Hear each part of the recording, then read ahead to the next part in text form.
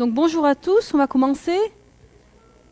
Donc je suis le docteur Julie Dupouille, je suis médecin généraliste à Pin-Juste-Arrêt, pas loin d'ici. Je suis maître de conférence au département de médecine générale et donc on va parler cet après-midi d'un peu des grands concepts généraux sur la santé, la maladie, le bien-être, essayer de définir un peu toutes ces notions de façon un peu plus pratique et en l'illustrant avec des situations cliniques. On parlera aussi pas mal de maladies chroniques, de suivi de la maladie chronique, avec les objectifs des traitements, l'observance, l'éducation thérapeutique, comment on se positionne en tant que professionnel de santé pour gérer ses patients.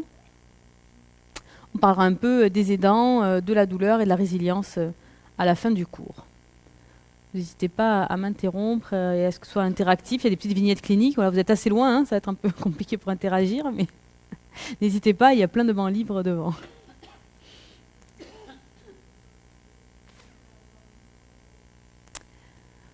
Donc pour commencer à introduire ce cours assez général et assez théorique, une petite situation clinique. Madame M, 36 ans, elle se plaint de réfléchir plus lentement, elle a moins d'envie et elle renonce à ses projets de vacances. Elle a tendance à s'isoler.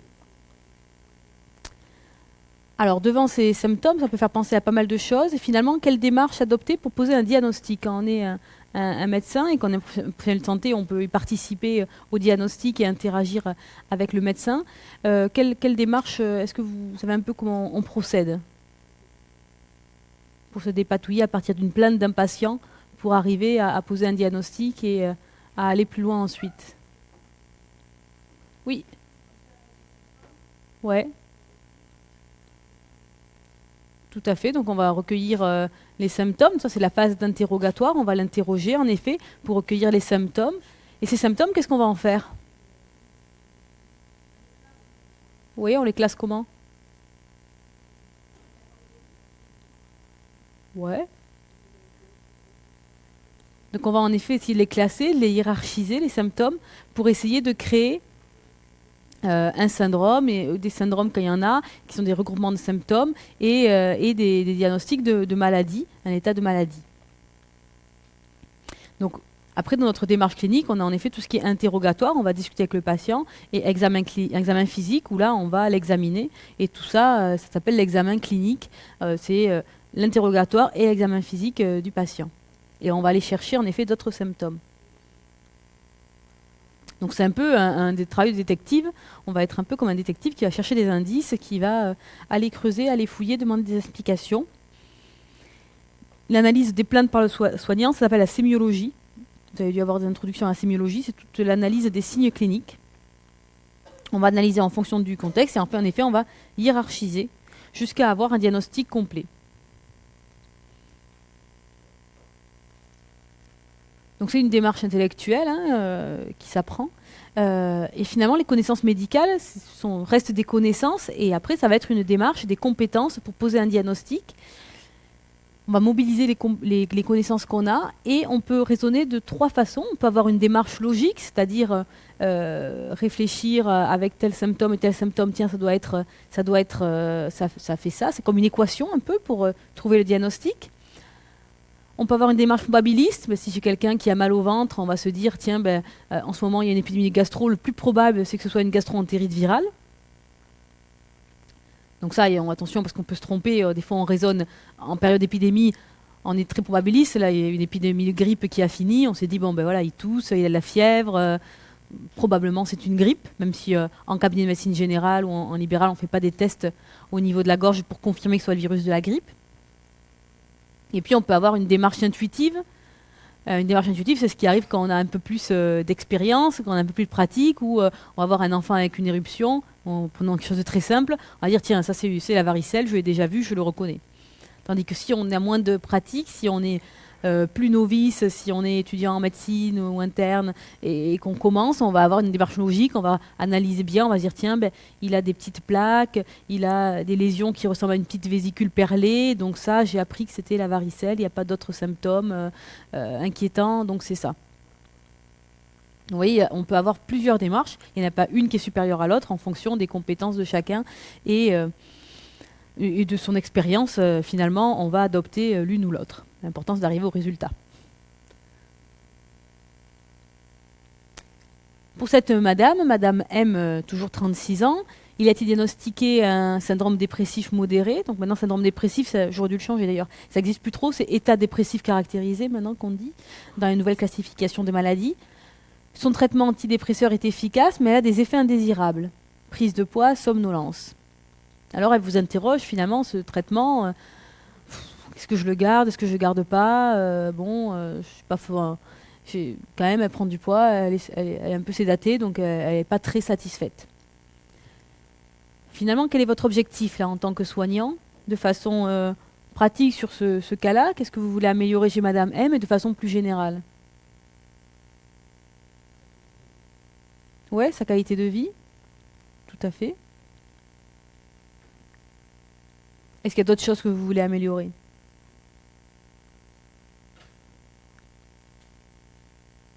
De façon un peu plus...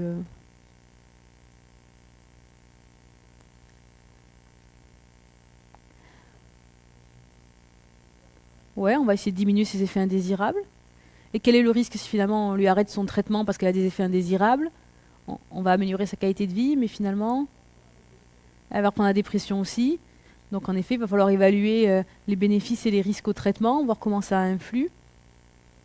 Et finalement, le traitement aussi, dans l'absolu, il a pour objectif d'éviter les complications de la maladie, qui là sont le suicide, l'hospitalisation, enfin voilà, des choses. Donc finalement, on a un objectif quand on soigne sa dépression, mais quand on soigne aussi une angine, une infection pulmonaire, de garder en vie nos patients et de prolonger leur vie. Mais en effet, il y a aussi ce que vous avez dit, il y a la qualité de vie qui est importante, et on va juger aussi en fonction de l'efficacité du traitement et en fonction des effets indésirables pour équilibrer les deux. On peut avoir plusieurs objectifs de traitement. Et la qualité de vie, qu'est-ce que vous entendez par là? Vous allez interroger sur quoi pour évaluer sa qualité de vie?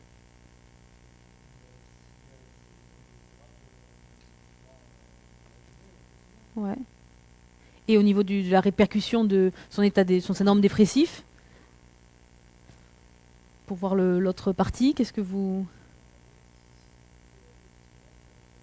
Ouais. Et ça va un petit peu mieux comment? Est-ce que c'est juste les symptômes qu'elle a? Est-ce que c'est d'autres choses? Ouais, tout à fait. D'autres champs que vous explorez? Ouais, tout à fait. Ouais. Donc ça a les symptômes en effet de la dépression. Donc la hédonie, la boulie, tous les noms de psychiatres compliqués. Donc en effet, s'il a des idées noires, comment est son humeur. Les relations sociales, en effet, comment ça se passe. Et il y a aussi toute la sphère professionnelle aussi. Voilà, est-ce qu'elle peut travailler ou pas? Est-ce qu'elle est en arrêt maladie? Voilà. Donc il va y avoir plusieurs champs à explorer. Et notre objectif en tant que soignant, ça peut-être que là, c'est compliqué pour elle au niveau moral, qu'on va pas être très efficace, mais peut-être qu'elle a réussi à reprendre le travail. Enfin voilà, ça va être d'évaluer sur tous ces champs-là, finalement. Peut-être qu'on peut améliorer des choses, même si tout ne va pas mieux d'un coup. Et donc finalement, il y a la qualité de vie, alors il y a la qualité de vie, puis il y a aussi la définition du bien-être, parce que finalement, on va essayer d'augmenter aussi son bien-être. C'est une définition de l'Organisation mondiale de la santé. Et le bien-être, finalement, c'est défini comme un état qui touche au plaisir, à la réalisation de soi, à l'harmonie avec soi et les autres. Donc en effet, vous me parliez des relations sociales, hein, on voit que tout ça, ça rentre en effet dans cette définition du bien-être. C'est la combinaison de plaisir et d'absence de peine. Donc le bien-être, en effet, ça va être le fait d'être bien, mais aussi il ne faut pas qu'il y ait de symptômes négatifs. Donc s'il y a des effets indésirables de traitement, en effet, on n'est pas dans le bien-être. C'est embêtant d'être là, il faut que je me mette derrière en fait. C'est un sentiment, et finalement, il va être indépendant de la maladie ou de la santé.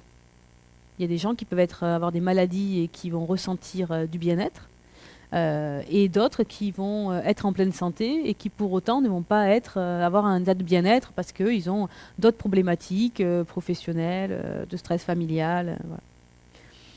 C'est plutôt un sentiment apparenté à une plénitude, sentiment de vie. Et on l'a surtout défini cette notion et élaboré là-dessus en fin de vie, et c'est surtout une recherche qui est accentuée en fin de vie en soins palliatifs. On y prête plus attention dans ces moments-là, même si on devrait y prêter attention tout le temps. C'est vrai que quand on est dans une situation typiquement où on ne peut plus guérir le patient, on va s'accrocher à favoriser son bien-être et à éviter qu'il y ait des souffrances et qu'il y ait des soins douloureux, des choses qui peuvent être désagréables pour lui.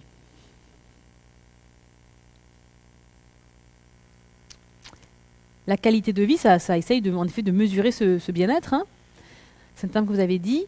Alors en effet, parce qu'en fait, on a essayé de mesurer cette qualité de vie. Il y a maintenant des questionnaires, des échelles qui mesurent la qualité de vie. Ça a été beaucoup fait en recherche parce que pendant longtemps, par exemple, pour les traitements anticancéreux, pendant longtemps, on évaluait la survie. Par exemple, sous certaines chimiothérapies, pour des cancers très avancés, on évaluait si les patients allaient survivre plus longtemps avec cette chimiothérapie qu'avec une autre, sans se soucier finalement de leur qualité de vie.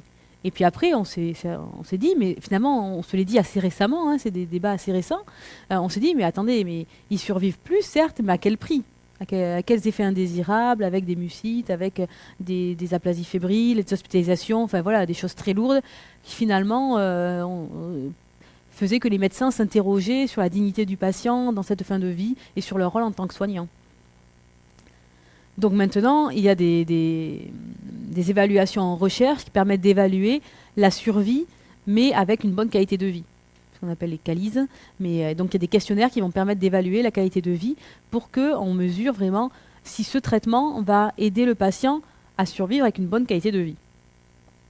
Et ça, finalement, ça a pris un peu le pas sur juste la survie brute, ce qui est plus dans l'intérêt des patients, mais c'est finalement assez récent. Parce que du point de vue du professionnel, vraiment, voilà, il a une mesure, lui, en effet, la mortalité, quand est-ce que le patient meurt, c'était quelque chose d'assez facile à voir, hein, un résultat assez brut. On peut faire des statistiques en nombre de jours, en nombre de mois, c'était assez simple. Et si on va du point de vue du patient, tout ce qui est bien-être, qualité de vie, satisfaction, eh bien, il faut aller le recueillir auprès de lui, il faut aller l'interroger à lui pour avoir cet élément-là et pour pouvoir évaluer la qualité de vie. Et de façon un peu jointive, ce qui va concerner un peu le point de vue professionnel du patient, c'est tout ce qui est dépendance, état fonctionnel, impression globale, qui va pouvoir s'évaluer un peu par les deux acteurs. Mais la qualité de vie, ça va être seulement le patient qui peut l'évaluer lui-même. On ne peut pas évaluer la qualité de vie de quelqu'un, c'est le patient qui va s'auto-évaluer.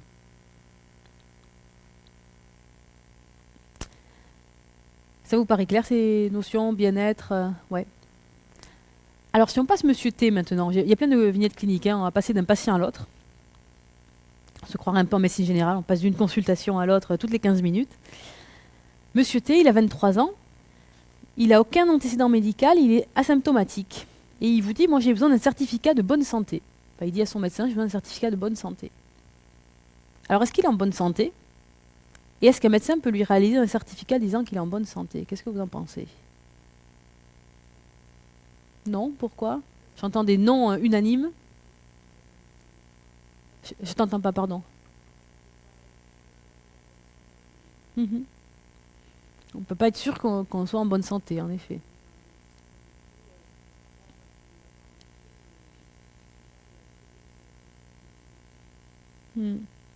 Voilà, il peut y avoir des choses que le patient ne ressent pas, mais qui font qu'il a des maladies qu'on ne connaît pas, ou voilà, on ne peut pas être sûr à 100%, il se sent en bonne santé, c'est une chose. Mais finalement, on ne peut pas en attester et donc un médecin ne pourra pas certifier qu'il est en bonne santé. Avant, il y avait des modèles de certificats qui traînaient comme ça, on les enlève toujours et finalement, ce qu'on va pouvoir certifier dans le cas de Monsieur T, c'est qu'il n'a pas de pathologie clinique évidente et qu'il n'a pas d'affection contagieuse, mais on ne peut pas aller bien plus loin, on ne peut pas savoir s'il est en bonne santé comme ça. Oui, tout à fait. On peut lui poser la question. On peut lui retourner pour lui montrer que notre demande va être difficile. Et pour vous, c'est quoi la santé alors ?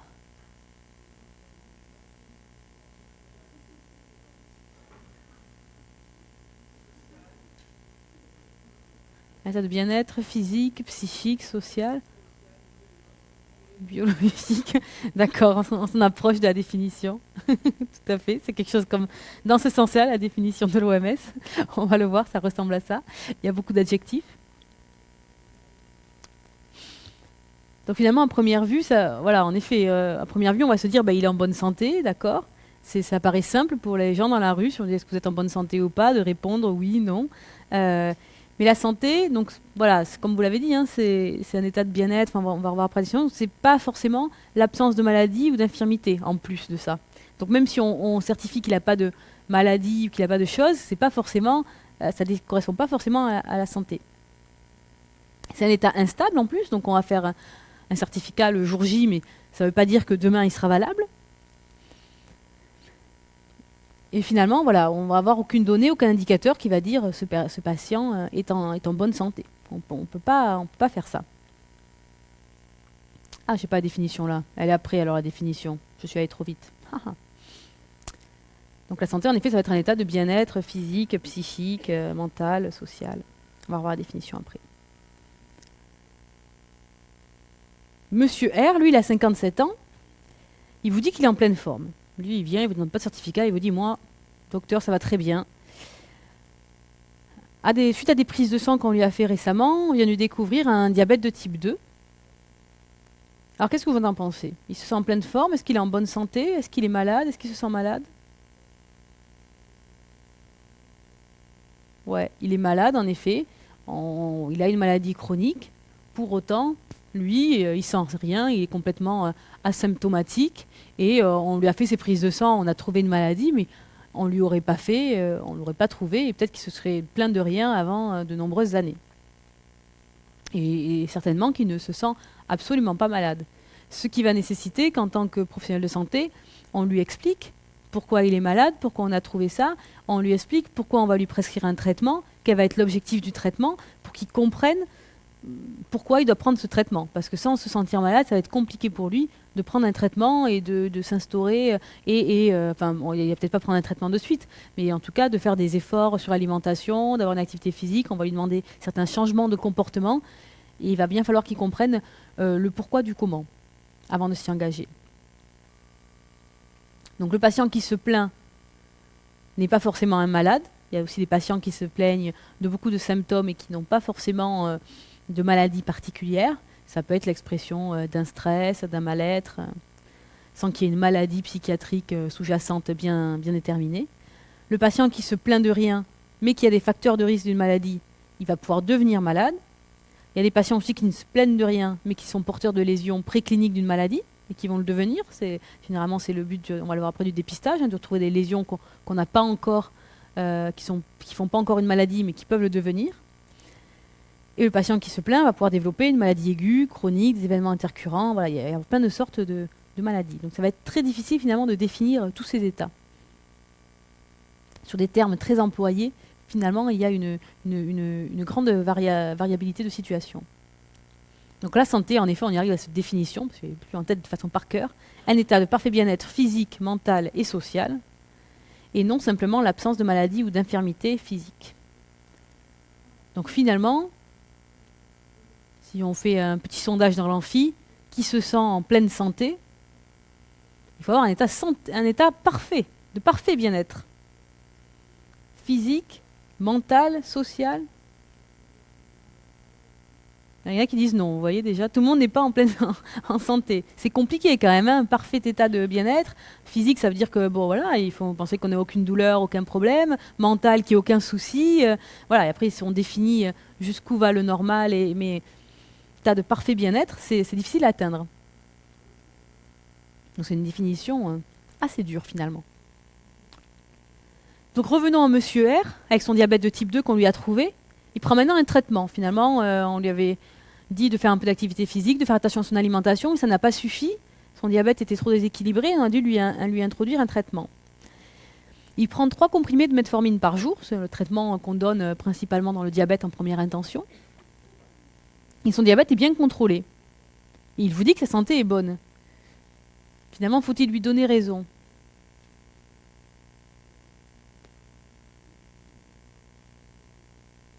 Non? Oui? Pourquoi non? Alors.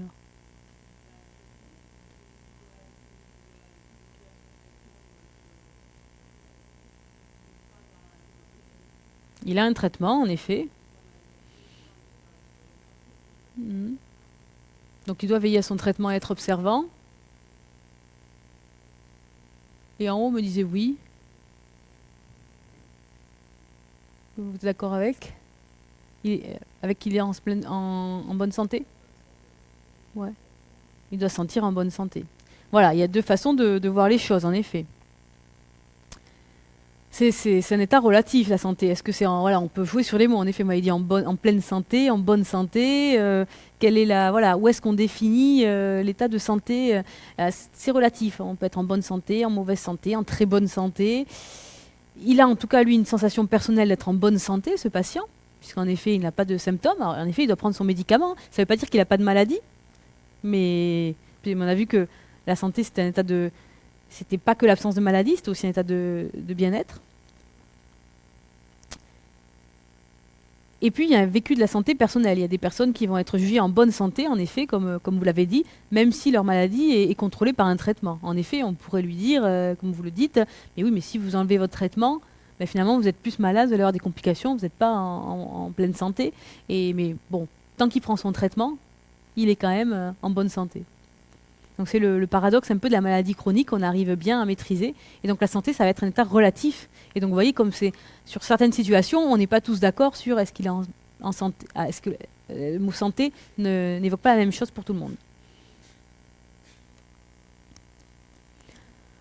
On peut définir 3 types de santé: physique, reproductive, mentale. Ça, c'est les définitions. Donc tout ce qui est santé physique, ben, c'est le corps, hein, c'est tout ce qui est organique. Mental, c'est tout ce qui est santé mentale, problèmes psychiatriques. Et puis la santé reproductive, c'est de plus en plus en expansion aujourd'hui. C'est tout ce qui est procréation médicalement assistée et qui prend beaucoup d'ampleur actuellement.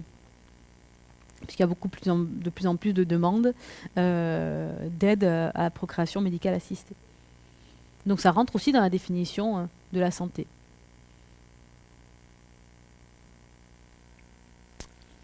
Et la maladie, finalement, ça va être l'altération de la santé dans l'équilibre des êtres vivants. Donc c'est un état de rupture. Et donc on le voit bien, hein, ça y est, des patients qu'on voit pour des symptômes un peu qui vont moins bien, qui ont du stress, qui tout d'un coup ont un problème, doivent s'occuper de leur maman qui est malade, ou voilà, ont des petits tracas ou des gros tracas, mais mais ils restent eux-mêmes, et puis voilà, ils s'en occupent. Et puis il y a des patients qui vraiment vont être dans un état de rupture. On va avoir un état, par exemple, psychologique qui ne correspond plus du tout à leur état d'avant, notamment en santé mentale. Vraiment, on fait attention à la rupture nette par rapport à l'état antérieur. Et donc là, on va dire, bah, tiens, mais il développe une maladie. Il a une maladie particulière. Donc la maladie, elle est inhérente à la vie, bien sûr. Et puis il y a différentes définitions qui vont être fondées sur les mécanismes des maladies. Il y a des maladies qu'on va dire organiques, c'est-à-dire qu'on peut voir au niveau de l'organe en cause un dysfonctionnement, ou des maladies fonctionnelles, c'est-à-dire que l'individu se plaint, a des douleurs, mais on ne voit pas d'anomalie de dysfonctionnement. Donc, qu'est-ce que vous connaissez comme maladie fonctionnelle? Pardon? Non, pas l'arthrite, pas l'arthrose. Maladie d'arthrose, c'est ça? L'arthrose, on voit que le cartilage est abîmé, donc c'est vraiment une maladie organique.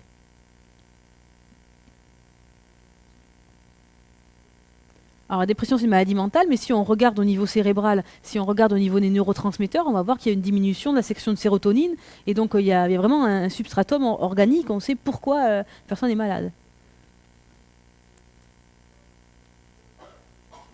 Je vous entends pas. Par contre, il y a d'autres maladies, d'autres symptômes qui peuvent être regroupés sous forme de maladie. Par exemple, la colopathie fonctionnelle, où les gens vont avoir mal au ventre, vont avoir des douleurs abdominales régulières quand ils sont un peu stressés, généralement quand il y a des tracas, avec des alternances entre diarrhée et constipation, qui vont avoir un retentissement un peu physique dû à leur stress. Et si on regarde, si on fait des coloscopies, si on les envoie voir un gastro-entérologue, on ne va rien trouver d'anormal. Tout fonctionne normalement, il n'y a pas d'anomalie au niveau de leur tube digestif, il n'y a pas d'anomalie particulière autre. Au niveau acidité, au niveau pH, mais par contre, ils ont des symptômes et on va regrouper ça sous le terme de colopathie fonctionnelle. C'est des gens qui vont avoir des manifestations très typiques, très caractéristiques, et il y a plusieurs personnes, on a compris cette maladie parce que ça concerne plein de monde, hein, c'est pas juste un individu comme ça qui exprime son stress, mais voilà, ce qu'on appelle colopathie fonctionnelle. Le pourquoi du comment, on ne le sait pas vraiment.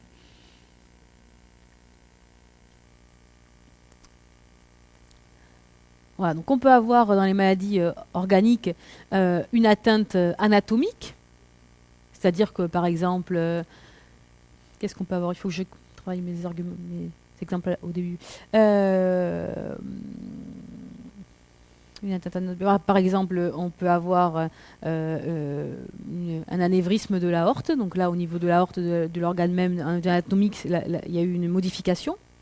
On peut avoir une atteinte organique, c'est-à-dire qu'au niveau du foie, par exemple, on peut avoir une inflammation, une hépatite aiguë, et on va voir que tout le foie est atteint. On peut avoir un agent pathogène, on peut avoir par exemple le bacille de Koch qui va créer la tuberculose qui est dans l'organisme, et donc là, tout ça, c'est des maladies organiques. Ça peut être les trois précédents ça peut être une atteinte anatomique avec un agent pathogène qui intervient, hein. Ou alors on a une atteinte fonctionnelle et donc là en effet on n'a pas de dysfonctionnement mais pourtant le patient a des symptômes.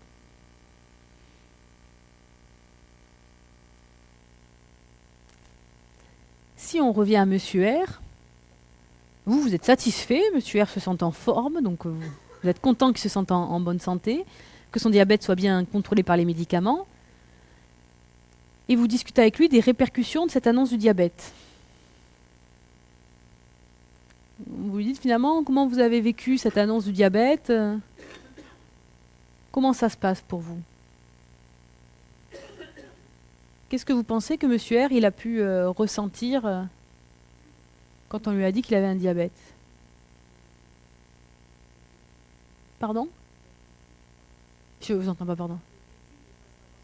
L'inquiétude? Oui.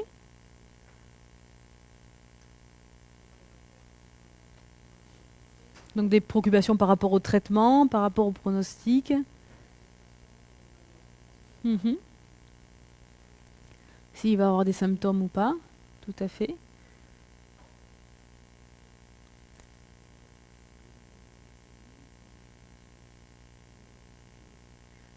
Ah oui, il peut y avoir plusieurs stades d'acceptation, il peut se mettre dans le déni, il peut accepter ça, se sentir en colère, résigné.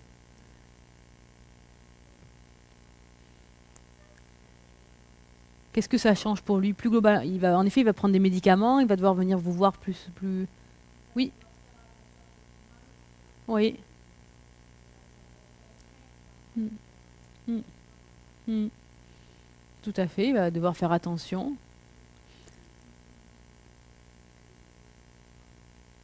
Donc, et par rapport, de façon plus globale, par rapport à son entourage, par rapport à la société, qu'est-ce que ça change? Mhm.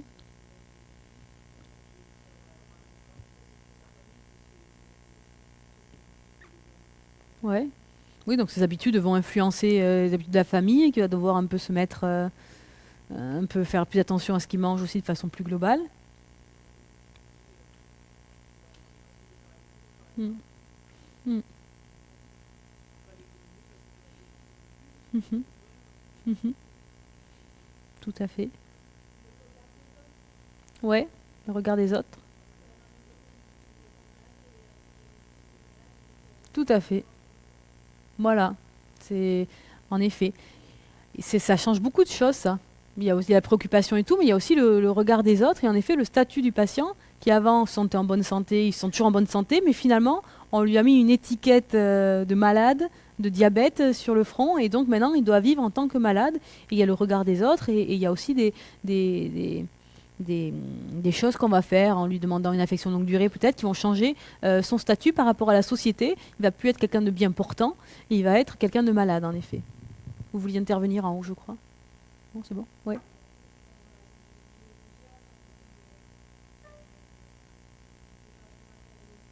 Tout à fait. Tout à fait. Ce statut d'avoir une maladie, outre les inquiétudes personnelles, ça va aussi changer le regard de la société. Et puis, au niveau administratif, en effet, si on lui demande une affection de longue durée pour cette maladie chronique et qui est le diabète de type 2, mais finalement, si, bon là il a 57 ans, mais s'il était plus jeune et qu'il voulait faire acheter une maison, prendre un prêt ou des choses comme ça, mais finalement il a une maladie chronique, il a un diabète de type 2 et ça va être plus compliqué pour lui. Donc ça va changer, plus que pour lui, ça va changer plein de choses aussi dans sa vie quotidienne et dans ses démarches, dans son statut. Et il a un statut de personne malade. Et ça peut être aussi, il faut le prendre en compte parce que les patients vont Ça va être, c'est pour ça que c'est vraiment une annonce diagnostique et que ça va être compliqué pour le patient. Il faut prendre le temps de lui expliquer et de le revoir après pour rediscuter avec lui et que tous les intervenants vont pouvoir échanger avec lui là-dessus. Parce que ce changement de statut va être important. Donc en effet, il y a plusieurs répercussions. C'est un nouveau statut, il y a comment lui se perçoit, comment les autres le perçoivent, vous l'avez bien dit, des conséquences familiales, peut-être aussi des conséquences professionnelles en fonction de ce qu'il fait dans la vie, et comment la société le perçoit. Une affection de longue durée, des problèmes d'assurance, voilà. Donc finalement, ce statut de maladie, ça ne concerne pas que lui, ça va avoir beaucoup de répercussions.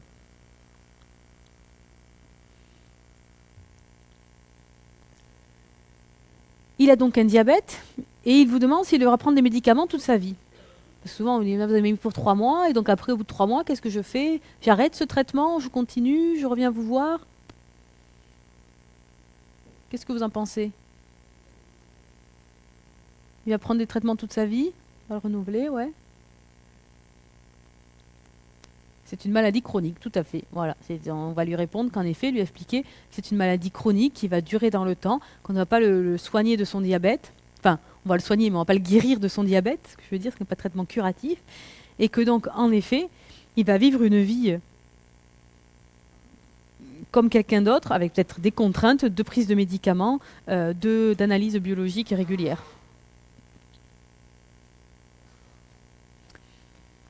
Donc c'est une maladie chronique, et les maladies chroniques, finalement, ce sont des pathologies qui vont évoluer plus ou moins rapidement. Ça peut durer plusieurs mois. Alors, généralement, c'est à peu près 3 mois. Il n'y a pas de définition stricte, mais ça dépend des maladies. Mais généralement, c'est près de 3 mois d'évolution au minimum.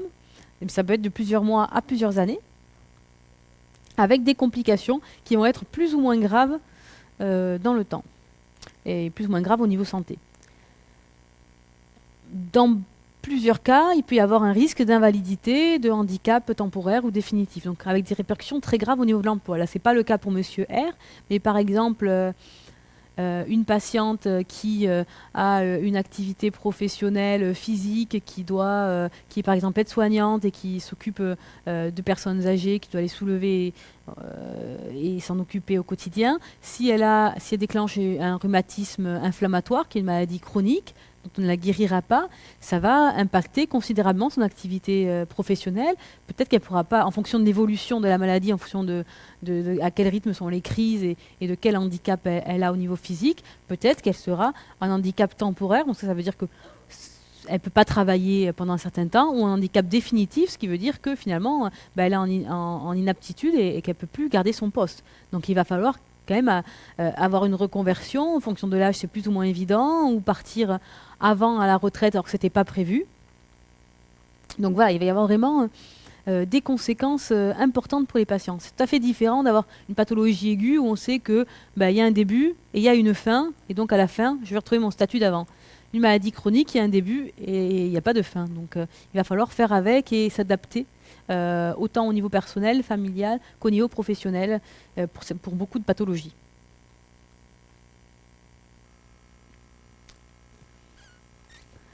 Alors, selon le Haut Conseil de santé publique, la maladie chronique, c'est un état pathologique de nature physique, psychologique ou cognitive, donc c'est pas que du physique, qui est appelé à durer.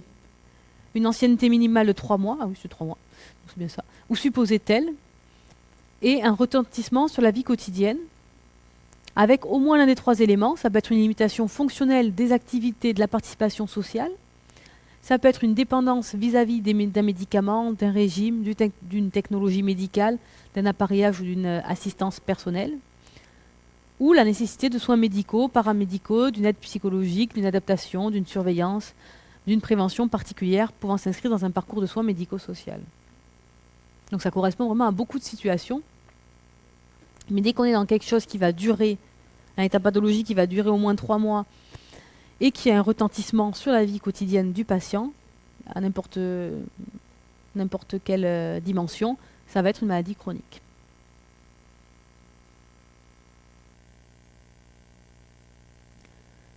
Alors on définit dans les maladies 2 groupes, il y a les maladies non transmissibles, donc organiques, on a déjà défini, dont les pathologies cancéreuses et les pathologies non cancéreuses, neuropsychiques, et puis les pathologies, les maladies transmissibles, notamment le VIH, le sida, les hépatites chroniques, tout ce qui est bactérien. qui sont les grandes pathologies chroniques transmissibles. Les maladies chroniques en France, la première cause, c'est le cancer. Hein. C'est la première cause de mortalité en France.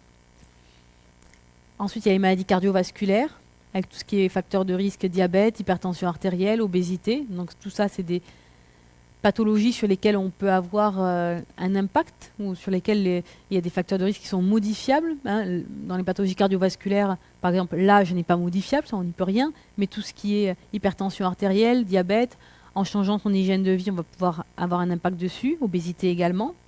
Le tabagisme, on va pouvoir avoir un impact aussi dessus, bien sûr.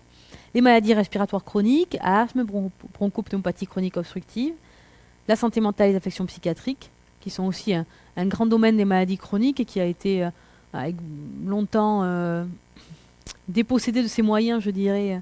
Vous savez qu'il y a peu de moyens en psychiatrie de façon globale. Là, la ministre de la Santé a l'air de s'en être rendu compte et a déclaré, enfin c'est ce qu'elle a déclaré en tout cas, qu'elle en parlait et qu'elle allait donner des moyens un peu à la psychiatrie.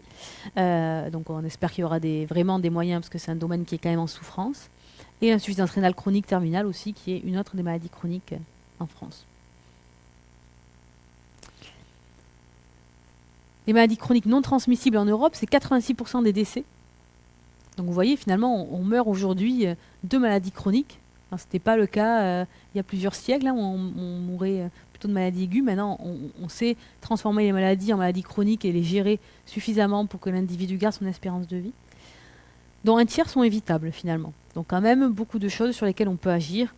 Le cancer des voies aérodigestives supérieures, de l'œsophage, des poumons, les psychoses alcooliques, les cirrhoses, donc tout ça avec le rôle important du tabac et de l'alcool. Hein. Avec le tabac est la première cause de mortalité évitable en France. Et l'alcool, la deuxième cause de mortalité évitable. Donc vraiment, il y a des choses, des décès qu'on peut éviter. Et 77% de la charge de morbidité. Un impact sur l'altération de la qualité de vie, bien sûr, des gens, et aussi sur les coûts pour la société, qui sont importants, avec une répercussion importante sur notre système de soins. En France, en 2012, c'était 19 millions de personnes qui étaient atteintes de maladies chroniques. Donc, vous voyez, c'est une part considérable de la population. C'est plus de 37% des plus de 15 ans. Donc c'est vraiment une part importante. On ne parle pas de 10% de la population, on parle de 37% des plus de 15 ans. Et le nombre de personnes en affection longue durée, finalement, il augmente. Vous voyez qu'en 2008, c'était de 8,3 millions de patients. En 2015, 10 millions de patients. 16%, 7,6% des assurés. Dont le diabète, 2,2 millions de patients. Et le cancer, quasiment 2 millions de patients aussi. Donc sur le plan économique, pour l'assurance maladie, c'est un défi majeur. Hein. C'est 80 milliards d'euros par an qui sont consacrés à la prise en charge des affections de longue durée. Ça parle à tout le monde, affection de longue durée, je ne l'ai pas défini. Oui, quand un patient a une maladie chronique, il y a une liste de 30 affections de longue durée qui est définie par l'assurance maladie. Et donc on lui ouvre une affection. On dit à l'assurance maladie, mon patient a les critères de cette affection de longue durée-là. Et donc après, les soins du patient qui sont en rapport avec cette affection de longue durée sont pris en charge à 100%. Seulement les soins qui sont en rapport avec cette affection de longue durée. Les patients qui sont à 100%, par exemple, pour un cancer du sein, si je vois ce patient pour une grippe, là, c'est pas en ALD, je ne vais pas lui faire du 100%, elle va payer sa consultation et être remboursée. Ça va être seulement les soins en rapport avec cette affection de longue durée qui sont pris en charge. Et donc finalement, pour l'assurance maladie, ces affections de longue durée, ça concerne la partie de leur remboursement qui sont en lien avec l'ALD, 65%. Donc c'est assez énorme. Hein. Alors les objectifs de la prise en charge, que vont-ils être? Ça va être donner aux patients l'accès à une information. L'objectif, c'est l'information, la prise en charge adaptée, les innovations sociales et de nouvelles formes de solidarité pour arriver à avoir un système qui fonctionne là-dedans. On va avoir vraiment une prise en charge de qualité quand on est centré sur le malade et pas uniquement sur la maladie. Hein. On va vraiment centrer sur le malade, comme je vous ai dit, hein, sur ses répercussions aussi au niveau social, au niveau professionnel. C'est tout ça qu'il faut prendre en compte. Et donc, les instances internationales et nationales, face à ce constat, saisis de la problématique, ont mis en place des stratégies et des plans pour améliorer la santé, essayer d'améliorer la gestion des maladies chroniques pour que ça coûte moins cher et que le système de santé, qui aujourd'hui en France est assez solidaire, puisse survivre.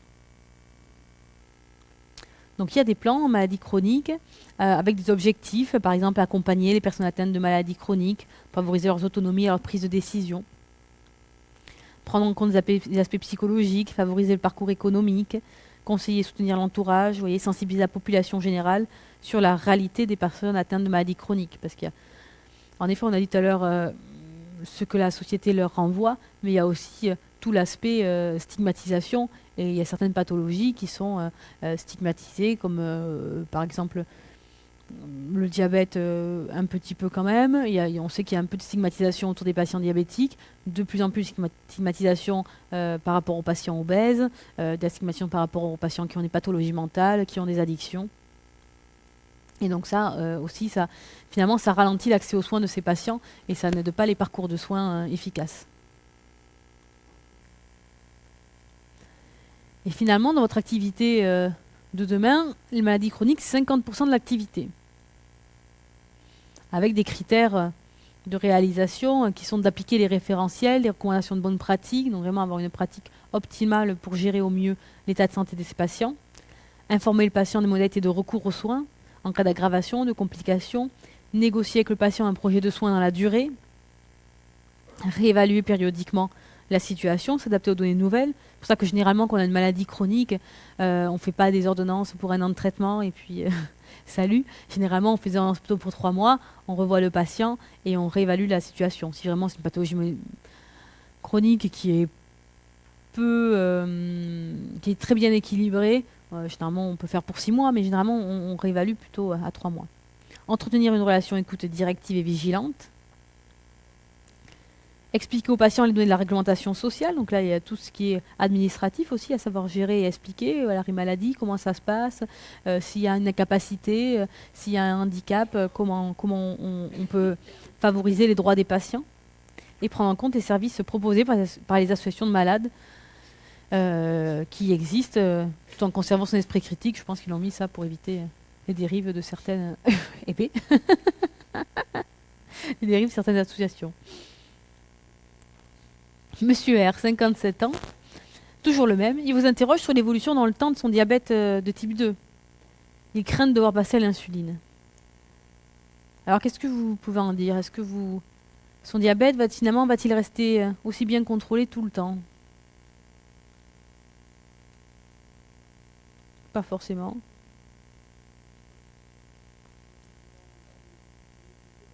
Mm.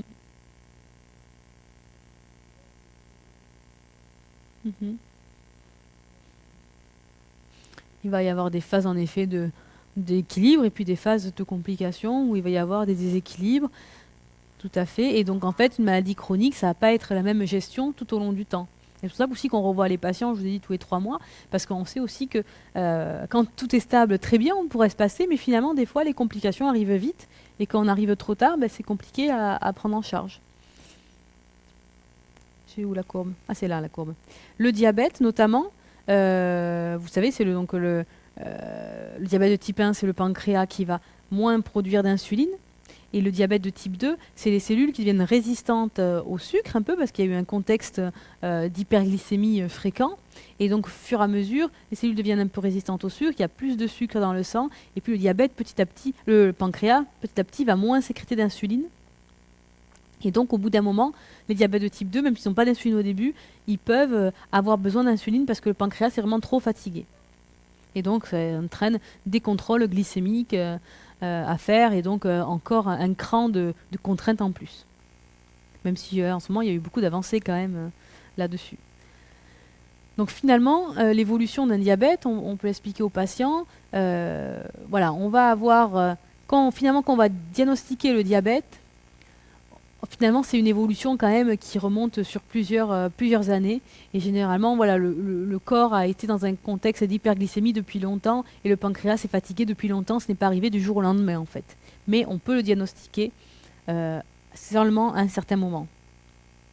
Ça, c'est pour le diabète de type 1, où là, hop, on voit que l'insuline a diminué. Et puis finalement, hop, on fait le diagnostic de diabète. Et puis généralement, il y a une phase de lune de miel, c'est-à-dire qu'on met sous traitement, tout d'un coup, ça va mieux, il y a moins le sang il y a moins de sucre dans le sang, et donc le pancréas peut de nouveau un peu sécréter d'insuline bien, et donc ça a une période d'amélioration, ce qu'on appelle la lune de miel, et finalement ça va après se redégrader. Et donc dans cette maladie, il va y avoir des phases de stabilisation et des phases de rechute qui peuvent arriver aussi. Dans toutes les maladies chroniques, on peut avoir des séquelles s'il y a eu une complication importante avec par exemple une maladie rénale ou un problème ophtalmologique qui survient. Le diabète, vous le savez, les complications, c'est maladie ophtalmo, je ne sais pas si vous le savez d'ailleurs, problème ophtalmo, les problèmes du rein, parce que le rein peut être touché, et les problèmes cardiovasculaires principalement.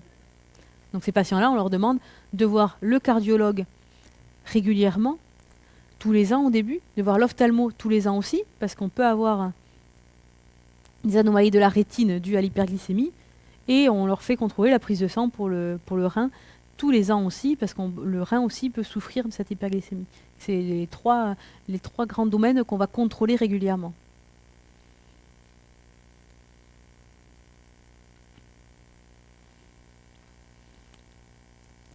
La prise en charge, finalement, Monsieur R, on va lui dire, et ce qu'il faut dire aux patients souvent, ce qui est intéressant de leur dire, c'est finalement, moi, je vous donne un médicament, c'est pas seulement pour améliorer votre analyse biologique.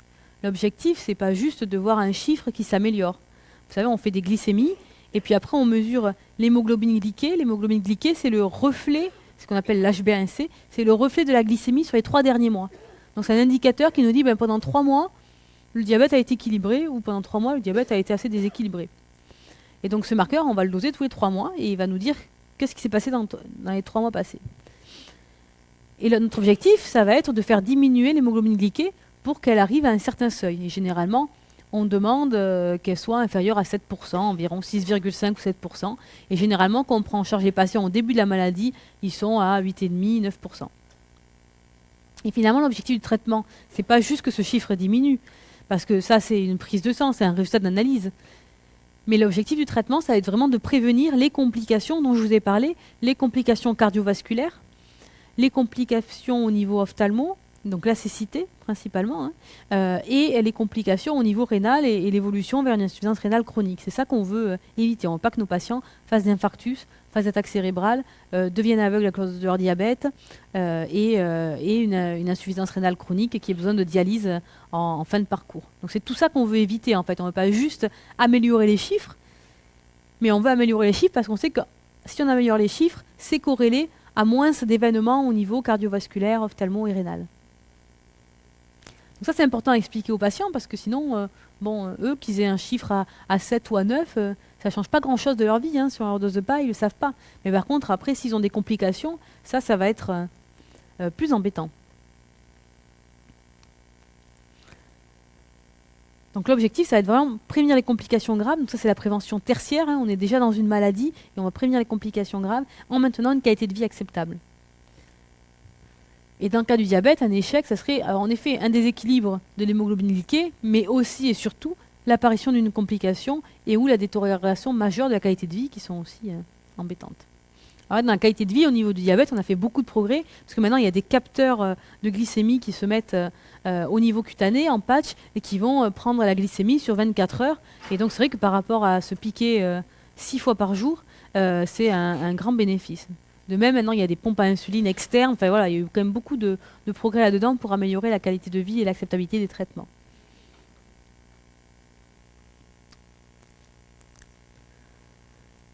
Monsieur R, vous le revoyez, et au départ du traitement, il avait de la diarrhée avec la metformine.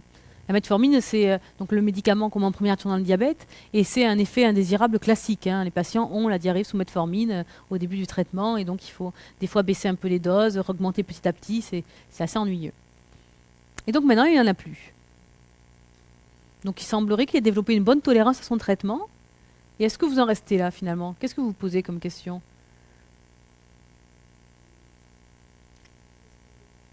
Est-ce qu'il le prend toujours? Tout à fait. Il faut se poser la question de l'observance. On peut se dire, très bien, et parfait, il va beaucoup mieux, il tolère bien son traitement, mais est-ce qu'il le prend toujours? Ça, c'est très important parce que même si vous l'avez expliqué l'objectif du traitement, que l'objectif c'est de diminuer les complications cardiovasculaires. Monsieur R, il se sent en pleine forme, il n'a pas de symptômes, et prendre un comprimé tous les jours, avoir une maladie chronique, ça a changé beaucoup de choses dans sa vie. Et finalement, il va falloir évaluer son observance médicamenteuse. On admet que moins d'un patient sur deux suit les recommandations qui lui ont été données. Donc, vous voyez, c'est important quand même. L'OMS, l'Organisation mondiale de la santé, dit que résoudre le problème de la non-observance thérapeutique, ça serait plus efficace que l'avènement de n'importe quel nouveau progrès biomédical. Donc finalement, on peut faire une recherche fantastique avec de nouveaux médicaments, mais si simplement on arrivait à ce que les patients aient une bonne observance médicamenteuse, eh bien, on aurait un état de santé clairement très amélioré au niveau de la population. Ça concerne le dépistage, la venue en consultation, la prise de traitement, les modifications du style de vie. L'observance, pas que l'observance médicamenteuse, il y a aussi l'observance au dépistage. On sait que par exemple, en Occitanie et en France, on a des bons taux de dépistage du cancer du sein, du dépistage du papillomavirus par frottis, même s'ils ne sont pas excellents, ils sont quand même assez bons. On sait que pour le dépistage du cancer colorectal, on est beaucoup moins bon. Vous savez, il y a des tests qui permettent de faire un recueil de sel et de regarder en grattant un petit écouvillon, de l'envoyer au labo, et le labo dit s'il y a du sang ou pas. Et donc ça peut indiquer qu'il y a une petite tumeur qui soit développée sans qu'on la voie encore, sans qu'elle soit symptomatique. Et ça, on sait que pour ça, le dépistage est vraiment... on a des taux de 30% de gens qui sont dans la cible qui font le dépistage. Donc voilà, pour le coup, on n'est vraiment pas bon. Alors, en observance, il y a des causes techniques, notamment dans le diabète. Des fois, quand il y a de l'insuline, il y a le problème des injections. De dextro, il faut surveiller la glycémie. Des fois, on n'a pas la bonne machine. La mauvaise technique. Et des fois, il y a des lipodystrophies, c'est-à-dire des boules sous-cutanées qui se forment à force de faire des injections d'insuline. Et puis, l'insuline passe plus vite ou moins vite dedans. Et donc, ça peut créer des hypoglycémies. Des causes psychologiques. Phobie de l'hypoglycémie, peur de prendre du poids. Et puis refus de la maladie aussi, dépression, voilà, il peut y avoir d'autres problèmes associés. Alors, changeons de catégorie maintenant. Robert, on a vu son cas, on va le suivre maintenant correctement, s'assurer qu'il soit bien observant à son traitement médicamenteux et suivre ça de façon régulière au long cours. Et puis Jean vient vous voir, 13 ans, il est essoufflé quand il fait du sport. Il a également tendance à tousser la nuit. Le diagnostic d'asthme est posé.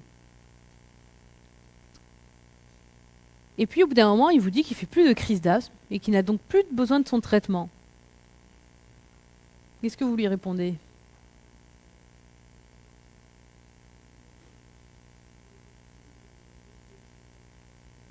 Et pourquoi ?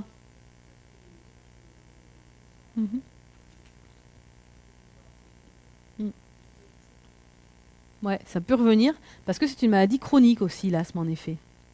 Et donc, c'est pas quelque chose qui va partir comme ça. L'asthme, c'est une hyperactivité des bronches, donc les bronches vont avoir tendance à trop se resserrer, et donc l'air ne va pas pouvoir sortir. Et donc, généralement, les patients ont un sifflement expiratoire quand ils expirent. Et donc, ça peut arriver plus sur certains virus, quand il y a des allergies et quand il y a une activité physique sportive.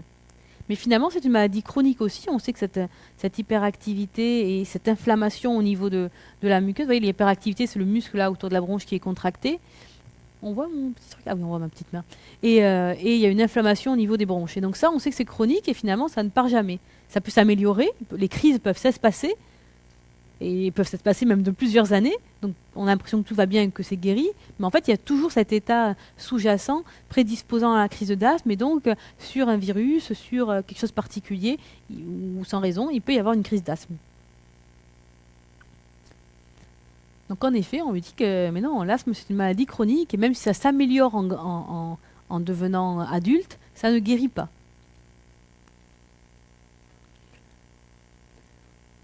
Donc en discutant avec Jean, finalement, vous vous apercevez qu'il n'a pas bien compris ce que c'était l'asthme.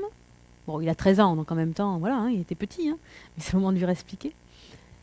Et il n'a pas bien compris quel était l'intérêt du traitement. Qu'est-ce que vous pouvez lui proposer à Jean ?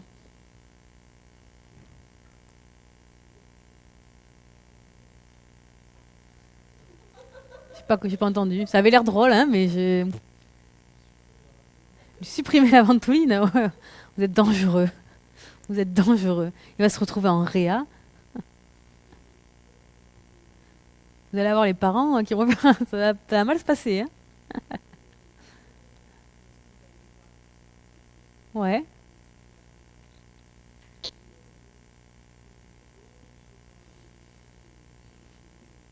Avec des mots simples, avec un langage adapté en effet à son niveau de compréhension.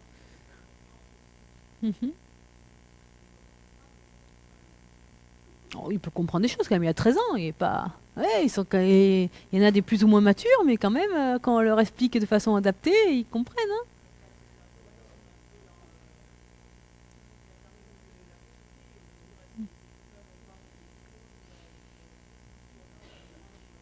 Mm. Mm. Oui, ça peut être plus compliqué hein, en fonction de l'effet de groupe, en effet.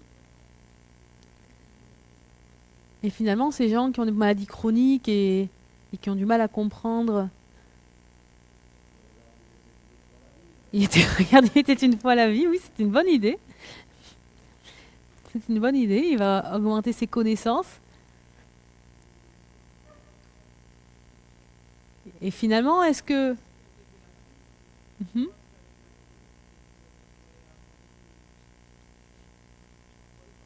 mhm.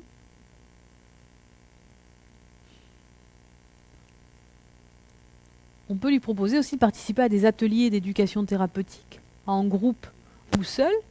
Parce que vous savez, l'éducation thérapeutique, ça va permettre de savoir qu'est-ce qui lui manque pour comprendre sa maladie, pour gérer son traitement, quelles sont les compétences qui lui manquent. Et on va essayer de savoir, voilà, toi Jean, mais voilà, qu'est-ce que tu as besoin, qu'est-ce que tu as compris et qu'est-ce que tu as besoin pour être plus autonome dans ton traitement. Et ça va être l'éducation thérapeutique, c'est la première étape. On va faire un diagnostic éducatif pour savoir ce dont il a besoin, va lui apporter ses compétences. Ça va être une éducation, une démarche globale hein, dans l'éducation thérapeutique. Ça peut être en prévention primaire, secondaire, tertiaire. Et donc, ça peut être en binôme hein, avec n'importe quel professionnel de santé. Il y a des infirmiers, il y a des pharmaciens, il y a des kinés, il y a des médecins qui sont formés à l'éducation thérapeutique. Ce n'est pas uniquement les médecins, loin de là. Et au contraire même. Et puis, il y a l'éducation thérapeutique qui peut se faire aussi en groupe pour qu'il y ait plusieurs malades qui se rencontrent et qui puissent discuter ensemble et s'apporter des compétences entre eux. Ça va être une éducation du patient à sa maladie, ça va être la façon dont le patient gère son état. Il faut qu'on essaye de savoir ça, de connaître ça pour pouvoir améliorer ses compétences. Le but, c'est de favoriser l'autonomie du patient dans sa maladie.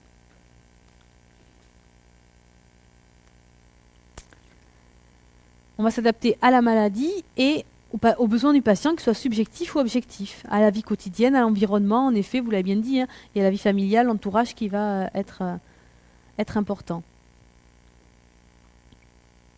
Et donc, il y a des formations en éducation thérapeutique, il y a des professionnels de santé qui passent des formations. C'est vraiment une formation de 40 heures pour être agréé par l'Agence régionale de santé à faire de l'éducation thérapeutique. Et il y a des réseaux d'éducation thérapeutique qui se mettent en place. Donc, on peut lui proposer, hein, même s'il a 13 ans, de rejoindre un groupe d'éducation thérapeutique. Il y en a beaucoup pour le diabète, il y en a pour l'HTA, il y en a pour plein de choses, mais il y en a aussi pour l'asthme. Et donc finalement, le patient et sa famille vont pouvoir utiliser le système de santé correctement, dialoguer avec les soignants, être bien informés, voire connaître plus de choses que vous au bout d'un moment, être bien conscients du caractère chronique et vont être autant en charge du traitement que vous. Ils vont être autonomes dans leur traitement et savoir adapter les doses, savoir manipuler les produits et savoir s'ils ont besoin de plus de traitement ou pas.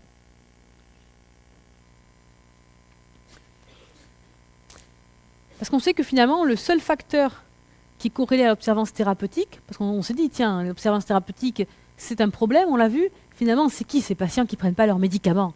Ils sont embêtants. Mais finalement, il n'y a pas de catégorie en fonction de leur âge, de leur sexe, de leur niveau socio-culturel. Ça ne correspond pas à une classe de sous-patients en particulier. Mais le seul facteur qui est corrélé à l'observance thérapeutique, ça va être la qualité de la relation thérapeutique. Donc c'est la relation entre les professionnels de santé et le patient qui vont créer, qui vont être de qualité et favoriser l'observance.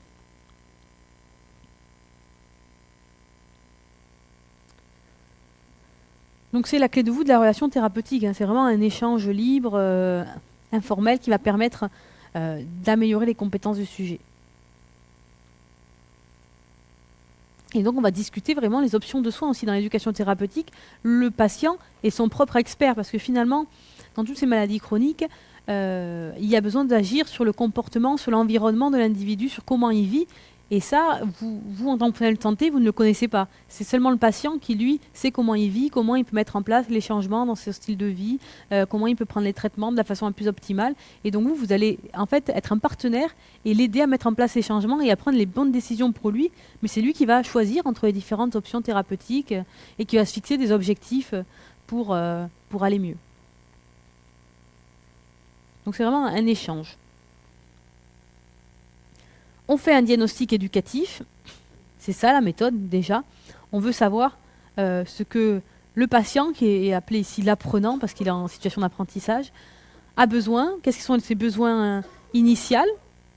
Donc on va lui demander que représente la maladie pour toi, comment organiser ta vie, voilà, lui demander quel est son niveau scolaire, où il en est. Et puis on va définir des objectifs, un contrat d'objectifs qui va être passé entre le patient et le soignant.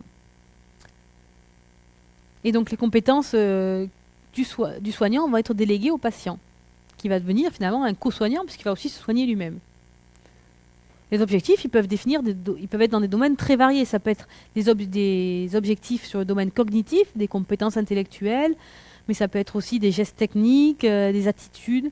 Ça peut être des domaines très opérationnels, les comportements. Ça peut être des domaines de sécurité, si des patients font une hypoglycémie, quelle est la conduite à tenir, c'est pour le diabète. Voilà, il y a des domaines très variés. Et puis, suite à ces objectifs, on va définir des actions et on va essayer d'avoir des compétences pour faire ces actions. Par exemple, si on veut faire face, décider, on va essayer de connaître, d'appliquer la conduite à tenir face à une crise d'asthme. On va essayer de transférer cette compétence au patient pour qu'il puisse la mettre en œuvre. Donc on peut faire pas mal de choses en fonction. Hein. Ça peut être aussi savoir où et quand consulter, qui appeler, voilà, à quel moment de ma crise d'asthme je vais dans un cabinet de ville voir un médecin généraliste et quels facteurs vont faire que là je me dis ça c'est une crise d'asthme aiguë grave et il faut que j'aille aux urgences parce que là mon pronostic vital peut être vite engagé et le médecin qui va me recevoir 4 heures après, ça sera trop tard. On va pour éducation thérapeutique.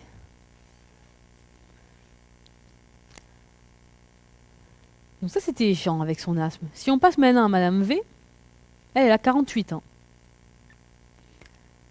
Vous voyez, c'est un rythme soutenu de vignette. Hein. C'est comme médecine générale, une consultation de 17 minutes. Hop, on change, suivant, c'est parti. Elle a des antécédents familiaux de cancer du sein au 1er degré. Elle a réalisé une mammographie. Alors, dans quel cadre ça s'inscrit, cette mammographie? Tout à fait. Et alors, c'est un dépistage comment, elle?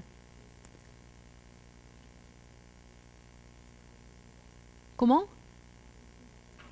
Ouais, et donc ça, il y a un terme. Parce que finalement, il y a le dépistage organisé qu'on va appliquer à toute la population selon certaines caractéristiques. Par exemple, chez la femme, c'est à partir de 50 ans. Le dépistage organisé, on dit une mammo tous les 2 ans à partir de 50 ans. Et là, vous voyez, elle a 48 ans et c'est avant. Donc elle, c'est un dépistage individuel en fait. C'est parce qu'elle a des facteurs de risque particuliers qu'on lui a proposé cette mammographie avant. On ne fait pas ça à tout le monde. Et le dépistage, finalement, il va essayer de mettre en évidence, donc à un stade infraclinique, des maladies potentiellement graves. On va chercher à la mammographie des microcalcifications, des choses qui, si on palpe le sein, on ne sent pas de masse, il n'y a pas de nodules palpables, mais pour autant, on voit à la radiographie qu'il y a des anomalies qui commencent à être là. Et donc, en fonction des anomalies, on va pouvoir faire une ponction ensuite pour aller chercher les cellules et voir si, en effet, il y a des cellules cancéreuses ou pas. Et ça sera vraiment l'acte diagnostique. Donc, il y a des critères de recours au dépistage. Pour faire un dépistage, il faut que la maladie soit prévalente, soit quelque chose de fréquent. Il faut que le dépistage soit acceptable. On considère qu'une mammographie, ça fait un peu mal, mais ça irradie un petit peu, mais c'est un examen qui est acceptable. On considère que c'est un examen de dépistage ne doit pas être trop cher, bien sûr. Et surtout aussi, si on fait cet examen de dépistage, il faut que ça change le pronostic. Il faut qu'on puisse proposer un traitement curatif au patient après. On ne fait pas un dépistage, par exemple, pour le cancer du pancréas. Parce que clairement, si on faisait un dépistage pour cette pathologie-là, même s'il y a de plus en plus de cas, mais finalement, on n'a pas de traitement à proposer à ces patients. Donc leur dire avant, Ça sert pas à grand chose à part à stresser tout le monde. Donc ça peut être envisagé en effet dans le cadre de campagne, donc là c'est un dépistage organisé, ou dans un contexte individuel. Donc finalement, comme dépistage organisé, c'est surtout le dépistage du cancer du sein qui est organisé, et le dépistage du cancer colorectal aussi, où on reçoit des étiquettes à domicile à partir de 50 ans aussi pour faire ce test qui recherche du sang dans les selles. Le dépistage du cancer du col de l'utérus, c'est le frottis, puisqu'il recherche des cellules cancéreuses sur le col de l'utérus, tous les 3 ans à partir de 25 ans, le frottis. C'est pas avant 25 ans, beaucoup de gynécos le font. Et le dépistage du mélanome aussi, avec un examen normalement annuel en fonction de facteur de risque tous les 5 ans de tout le corps.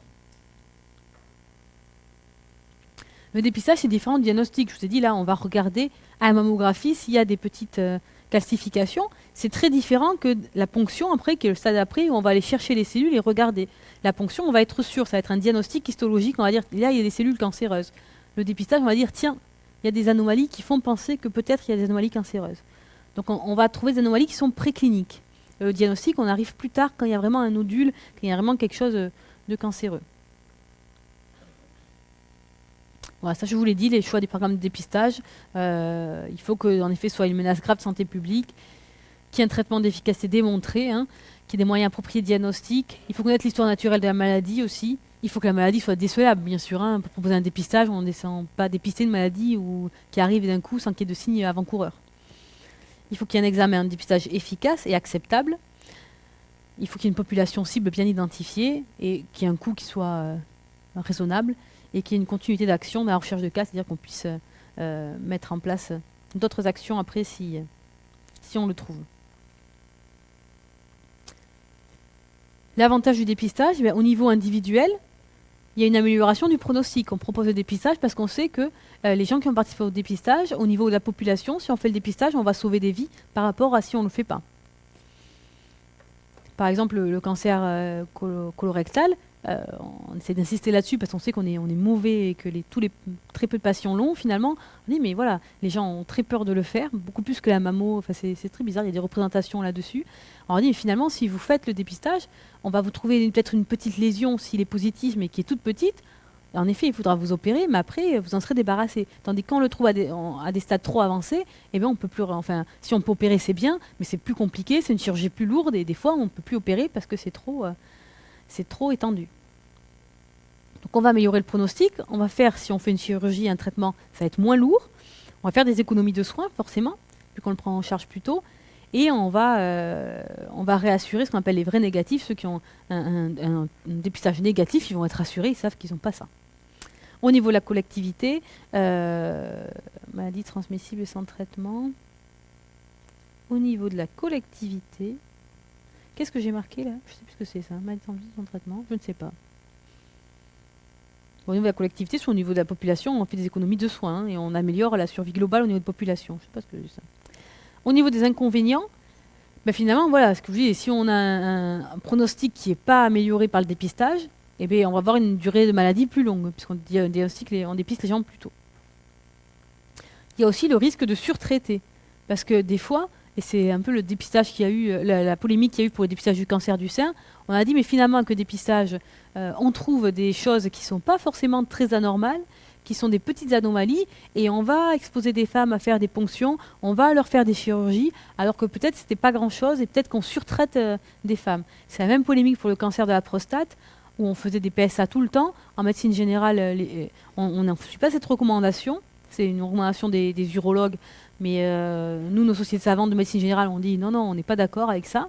Et donc, on ne fait plus de PSA. Parce que finalement, on traite beaucoup d'hommes. On va les exposer à des chirurgies lourdes, avec des conséquences au niveau impuissance et au niveau incontinence urinaire. Alors que finalement, ces cancers évoluent très lentement et que c'est pas ça qui aurait entraîné une réduction de leur pronostic. Donc il y a des effets iatrogènes, il y a une anxiété, il y a une anxiété importante s'il y a des résultats faussement positifs. Pour ceux qui auraient un test dépistage positif mais qui en fait n'ont pas la maladie, ça engendre du stress. Voilà. Donc il y a des avantages et des inconvénients, et donc c'est pour ça que ces critères sont édictés pour vraiment savoir qui on dépiste et comment on dépiste. Pas parce qu'on peut dépister une maladie qu'il faut le faire. Il faut vraiment que tous les critères soient réunis. Parce que dépister, finalement, on revient un peu au début. C'est quand on a posé le diagnostic de diabète à Monsieur R qui n'avait rien demandé à personne, on lui a dit tiens, vous êtes malade. On lui a donné un nouveau statut. Mais dépister, ça va être ça, même si on n'est pas encore malade, si on est à un stade infraclinique, on va quand même déclarer malade une personne jusque-là considérée bien portante. Et puis le comportement de cette personne va changer. Il y a des conséquences psychologiques et sociales à un dépistage positif ou négatif. Alors cette dame, finalement, elle a fait sa mammographie et elle a une anomalie classée ACR5. Donc ACR5, c'est pas bon. Quand c'est 1 et 2, ça va. Quand c'est 3, on commence à recontrôler. Quand c'est 4, ça commence déjà à sentir que c'est quand même fortement cancéreux. Donc on va faire des examens en plus. Et 5, c'est vraiment le stade où on se dit c'est très probablement quelque chose de cancéreux. Donc on lui a fait des biopsies, comme je vous ai expliqué. On est allé avec un appareil faire une petite biopsie. Et on a retrouvé des cellules cancéreuses. Donc là, à partir du moment où on a une preuve histologique du cancer, on a un diagnostic. On a un diagnostic et donc on va pouvoir annoncer la maladie. Avant ça, on ne lui annonce pas. Même s'il revient avec la mammographie, qu'elle a un ACR5 sur donc des images radiologiques très inquiétantes, on n'est pas sûr que ce soit un cancer. Donc on ne peut pas lui annoncer ça.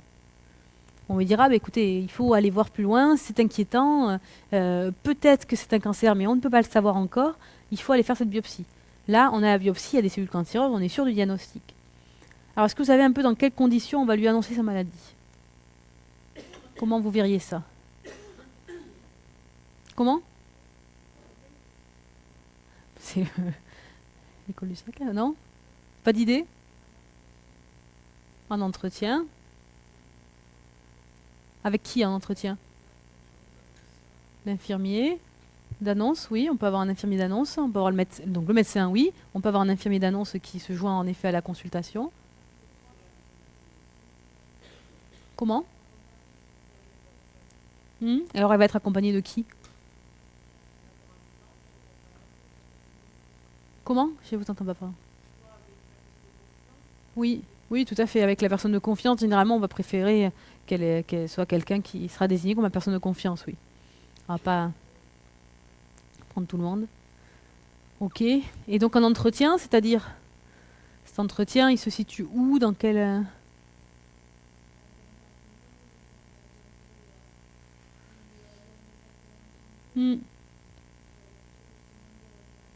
Oui, tout à fait. Ça ne va pas se faire dans un couloir à l'hôpital entre deux chambres ou en sortant de la biopsie ou voilà, ou au téléphone. Ça va se faire en effet dans un cabinet, dans une consultation, que ce soit à l'hôpital ou en cabinet de ville, mais en tout cas dans un cadre en effet où il y a de l'intimité, où c'est quelque chose où on est assis tranquillement, qui se prête à la discussion. Il y a des modalités à cette consultation d'annonce, si je pose la question, c'est qu'elle a été bien définie et il y a des critères de réalisation de la consultation d'annonce. Parce que l'annonce, voilà, ça va être un moment important, il va falloir vraiment considérer la personne et pas rester centré sur sa maladie. Il ne va pas falloir donner trop d'informations, trop d'explications.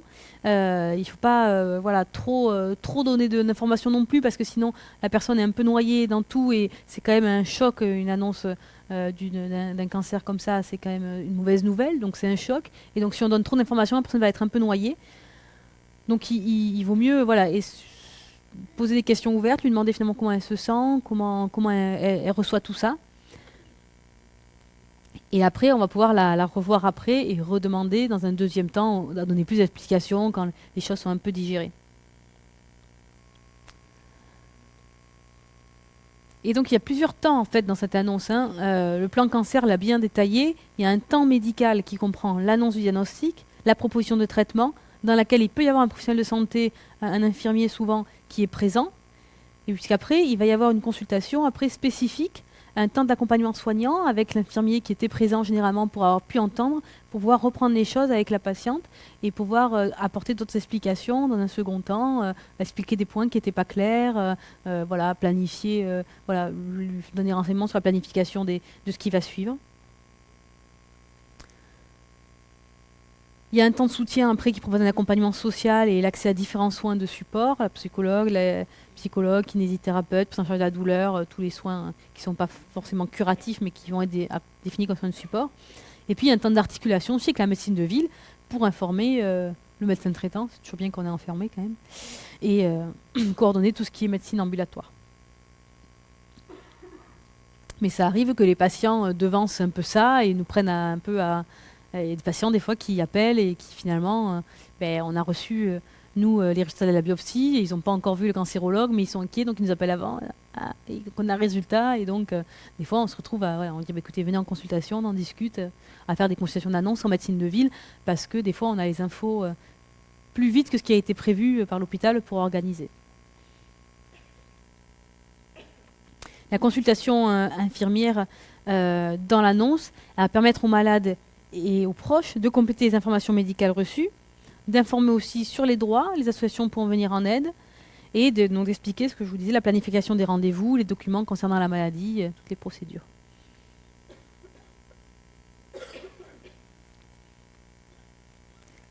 Et donc en effet, comme on le disait, il y a différents stades d'acceptation, comme on le disait tout à l'heure avec l'annonce d'une maladie chronique comme le diabète.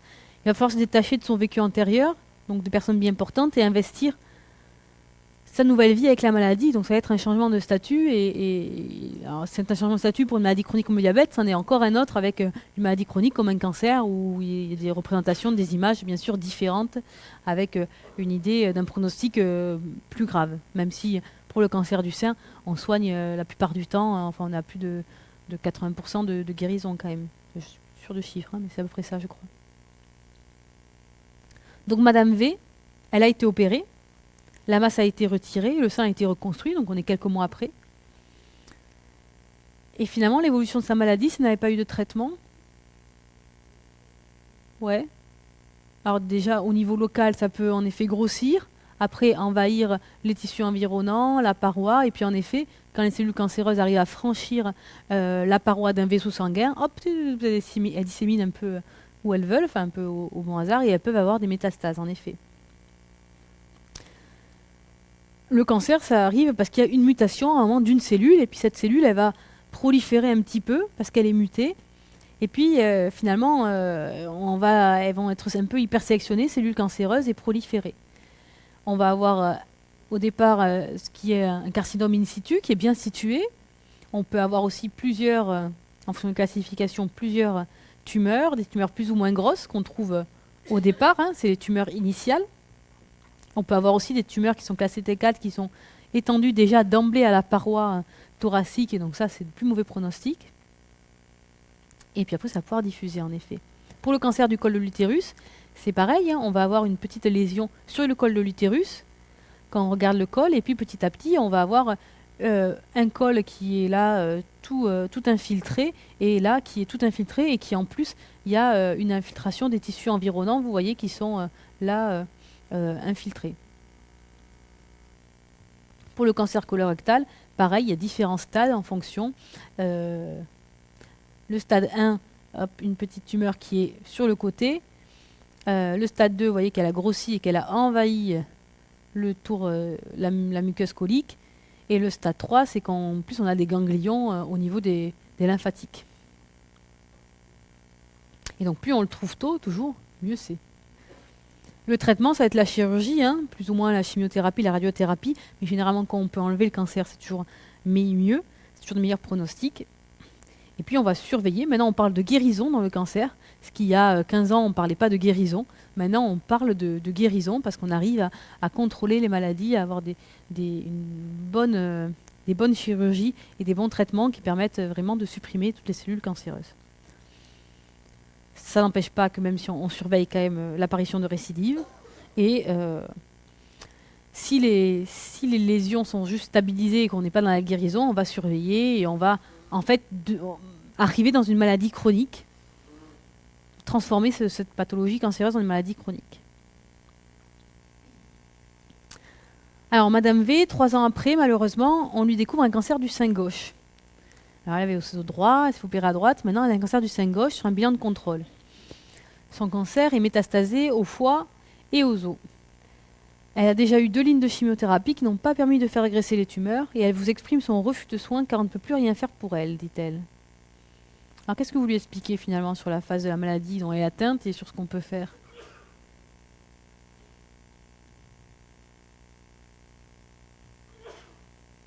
Qu'est-ce que vous lui dites? Vous dites non, moi je ne viens plus vous voir, je ne viens plus voir les médecins, ça ne sert plus à rien, on ne peut plus rien faire pour moi.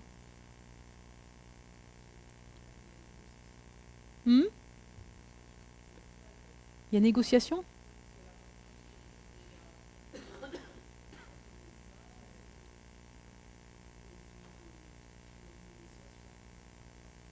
Hmm.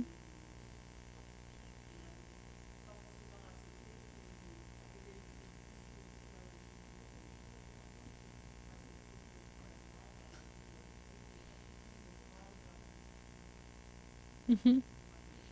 Oui, on va essayer de renouer le dialogue, en effet, petit à petit, d'instaurer, oui, de dire qu'on voilà, qu'on se connaît depuis longtemps, une relation de confiance, d'essayer de rouvrir le dialogue. Et finalement, est-ce qu'elle a pas un peu raison? On ne peut plus rien faire pour elle?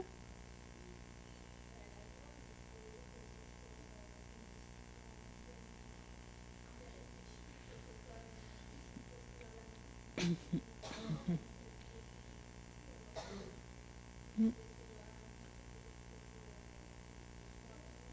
Mhm. Oui, il ne faut pas que ce soit impulsif, que ce soit bien réfléchi. Est-ce que vous lui pensez que, est-ce que vous lui dites, bah oui, écoutez, refuser tous les soins, tous les médicaments, ça ne sert plus à rien. C'est son choix.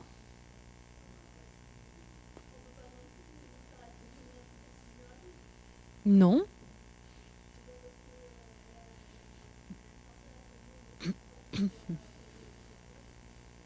tout à fait, elle n'est pas obligée de se battre.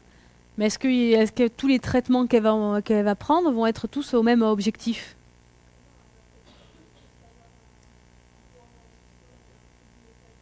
Mhm. Pourquoi entre guillemets?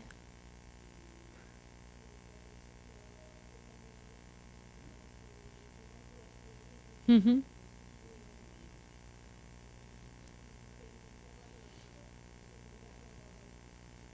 On n'est pas en effet en phase palliative d'agonie de fin de vie, hein, elle va pas mourir de suite, mais par contre, en effet, on n'est plus dans le curatif. On va lui dire, on est d'accord avec vous, en effet, au niveau curatif, on ne peut pas faire grand-chose de plus. Et là, les chimiothérapies qu'on va lui proposer, elles vont viser à améliorer sa qualité de vie, mais elles vont pas avoir peu d'influence sur le pronostic, en effet. Et par contre, ce qu'on peut lui expliquer, en effet, c'est que les traitements qu'on va lui proposer, ils vont avoir pour objectif d'améliorer sa qualité de vie. Qu'on peut peut-être plus rien faire pour guérir sa maladie, mais qu'on peut faire des choses pour la soulager. Et ça, c'est différent quand même.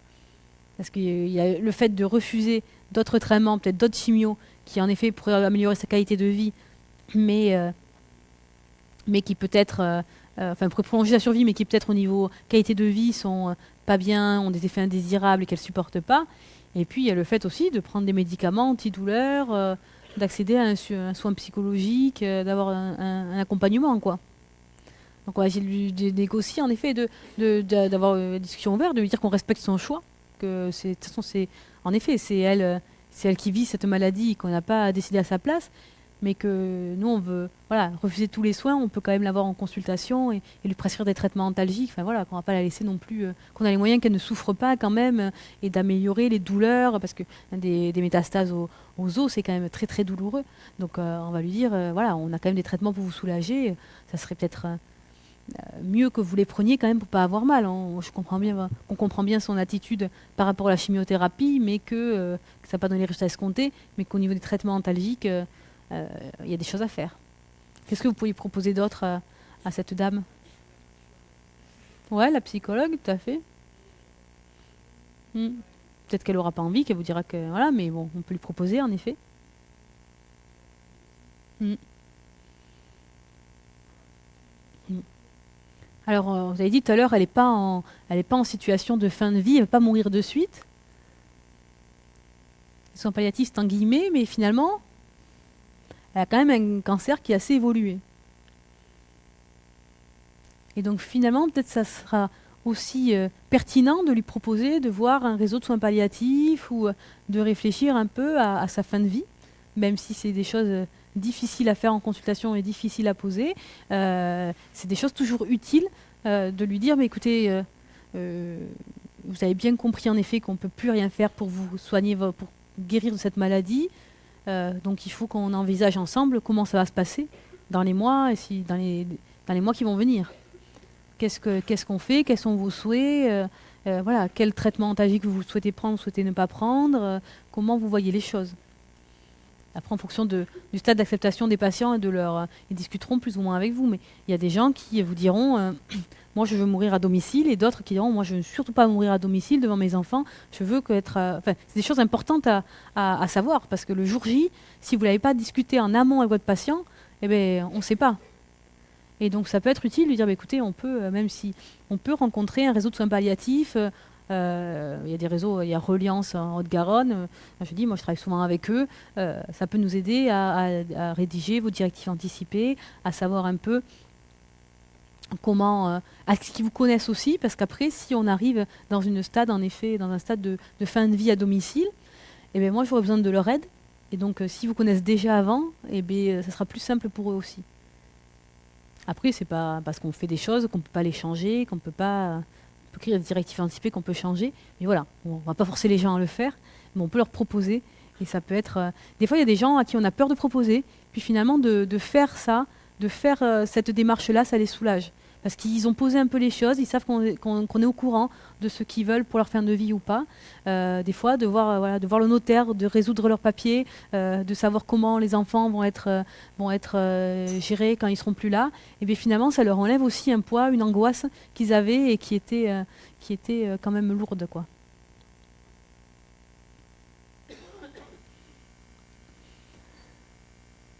Donc vous voyez, on a tout ce qu'on appelle, on a dit on n'est pas dans la période palliative, en disant qu'on n'est pas dans les soins terminaux. Mais finalement, pour elle, l'espoir de rémission, bah, il est fini, quoi. On arrive, on n'a plus d'espoir de rémission trop de sa maladie. Donc on arrive quand même dans une période palliative, avec des soins palliatifs. Il ne faut pas avoir peur du mot. Enfin, je leur dis toujours aux patients, c'est pas parce qu'on dit un mot que, de toute façon, voilà, votre cancer, en effet, on ne peut plus le guérir. Mais le mot palliatif, ça ne veut pas dire en effet que vous allez mourir demain. Ça ne veut pas dire que vous êtes en phase agonique de fin de vie, en phase terminale, loin de là, mais ça veut dire qu'on va mettre en œuvre, qu'on va continuer les soins de support, qu'on va tout mettre en œuvre pour favoriser votre bien-être et que votre vie soit ce qui vous reste à vivre soit de la façon la plus confortable que possible. Donc la période curative, finalement, elle est qu'on a des traitements spécifiques au cancer, on a un espoir de guérison au début, et puis quand on n'a plus un espoir de rémission, et puis finalement, on n'a plus. Et donc là, on est vraiment dans la période palliative, quand on s'est dit, ben non, les traitements spécifiques, finalement, il faut les arrêter, ça ne sert plus à rien. Et donc, on va avoir des traitements non spécifiques. Mais vous voyez que ce qu'on appelle les soins de support, c'est tout ce qui n'est pas spécifique à la prise en charge du cancer, mais ça va être tout ce qui est prise en charge psychologique, kiné, prise en charge de la douleur. Et donc ça, c'est dès le début, et ça va continuer, en fait, et s'amplifier à la fin, parce qu'on va avoir toute la place pour ça, et moins de traitement curatif.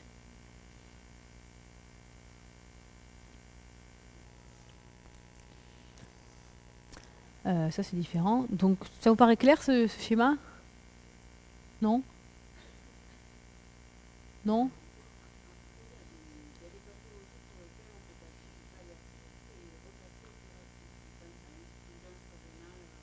Mm. Oui. Mm. Mm.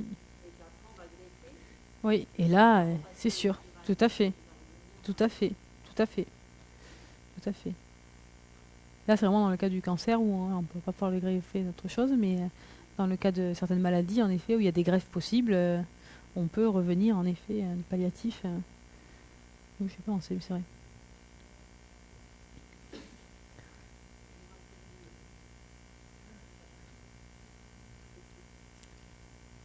Oui.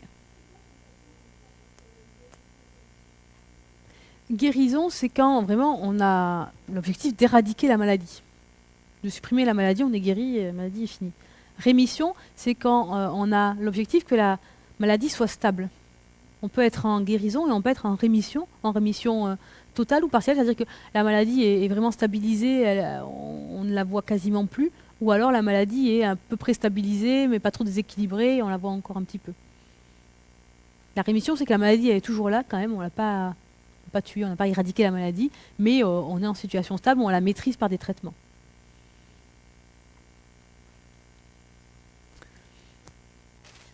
Alors on a parlé un peu de prévention avec le dépistage de surmédicalisation.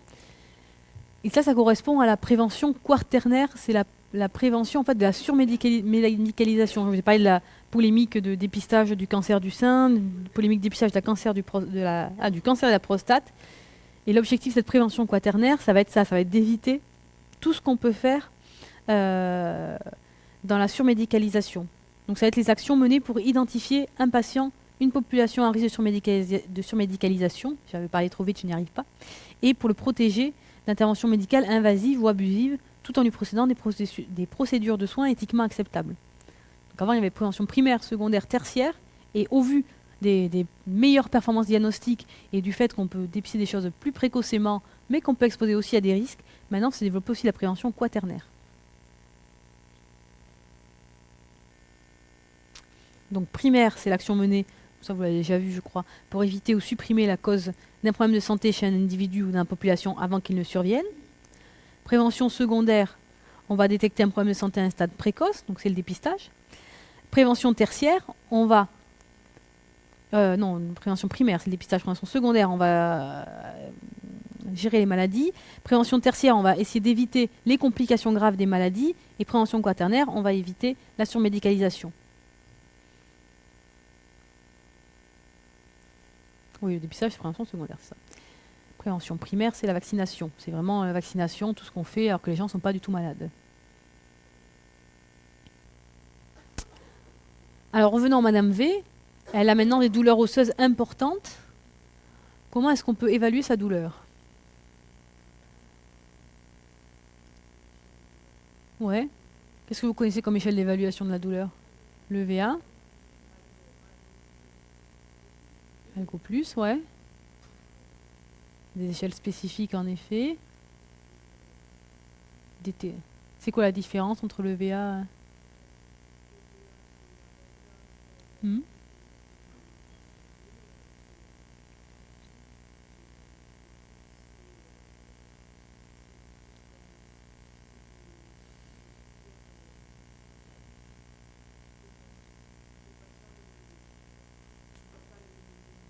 Hmm. C'est ça, voilà, ça va être l'évaluation du soignant.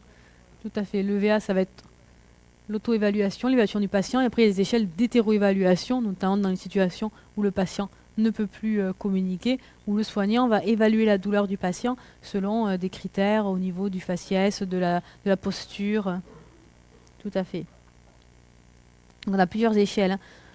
L'échelle visuelle analogique, en effet, où on voit comme ça. Échelle verbale, échelle numérique, on lui demande simplement de 0 à 10 si on n'a pas le petit objet. Une échelle verbale simple, comment vous avez mal. Et puis des questionnaires d'adjectifs. Il y a plein de questionnaires particuliers qui existent, qu'on n'utilise pas forcément de façon régulière. Donc ça, c'est tout ce qui est auto-évaluation. Et puis après, hétéro-évaluation, en effet, il y a des échelles comportementales. Il y a aussi la Dolo-Plus chez la personne âgée douloureuse. Et il y a des planches de visage chez l'enfant pour évaluer différentes échelles qui permettent d'évaluer la douleur. Donc ça peut être une auto-évaluation ou une hétéro-évaluation. Il y a différents types de douleurs. Il y a des douleurs aiguës qui sont de courte durée, qui vont disparaître en quelques heures ou en quelques semaines selon le temps nécessaire à la guérison, qui sont dues à une cause précise, connue ou non, qui ne vont pas être en lien avec l'intensité de la douleur. Donc là, elle peut avoir, cette patiente, des douleurs aiguës qui se rajoutent à sa maladie. Et des douleurs chroniques, donc des douleurs qui évoluent et qui durent depuis 3 à 6 mois, malgré un traitement antidouleur. Donc ça, c'est typiquement les douleurs qu'elle a dues aux métastases osseuses, des douleurs chroniques. Et malgré un traitement antidouleur, ça va persister. Même si la cause de la douleur, des fois, a disparu, on peut avoir des douleurs qui persistent. C'est typiquement les douleurs de membres fantômes, même si ça va persister après résolution, même s'il n'y a plus le membre. C'est difficile à comprendre, ça va être une douleur qui va envahir la vie de la personne, sur le plan physique et sur le plan moral. Donc on peut avoir une répercussion très importante de la douleur, hein. Les patients douloureux chroniques ont souvent une humeur dépressive. C'est pas juste qu'ils sont dépressifs, c'est parce que c'est la répercussion de la douleur. Et c'est normal d'avoir des troubles du sommeil et un moral, enfin une humeur triste quand on a une douleur chronique. Donc finalement, on a fait beaucoup de plans actuellement pour traiter les douleurs aiguës, pour éviter qu'elles se chronicisent, et beaucoup de plans pour améliorer la gestion de la douleur chronique, avec notamment un accès plus important aux opiacés. Si vous avez regardé Envoyé spécial hier soir, c'était hier soir, avant-hier soir, bon, vous n'avez pas la télé, il y avait un reportage sur l'épidémie d'overdose aux opioïdes aux États-Unis.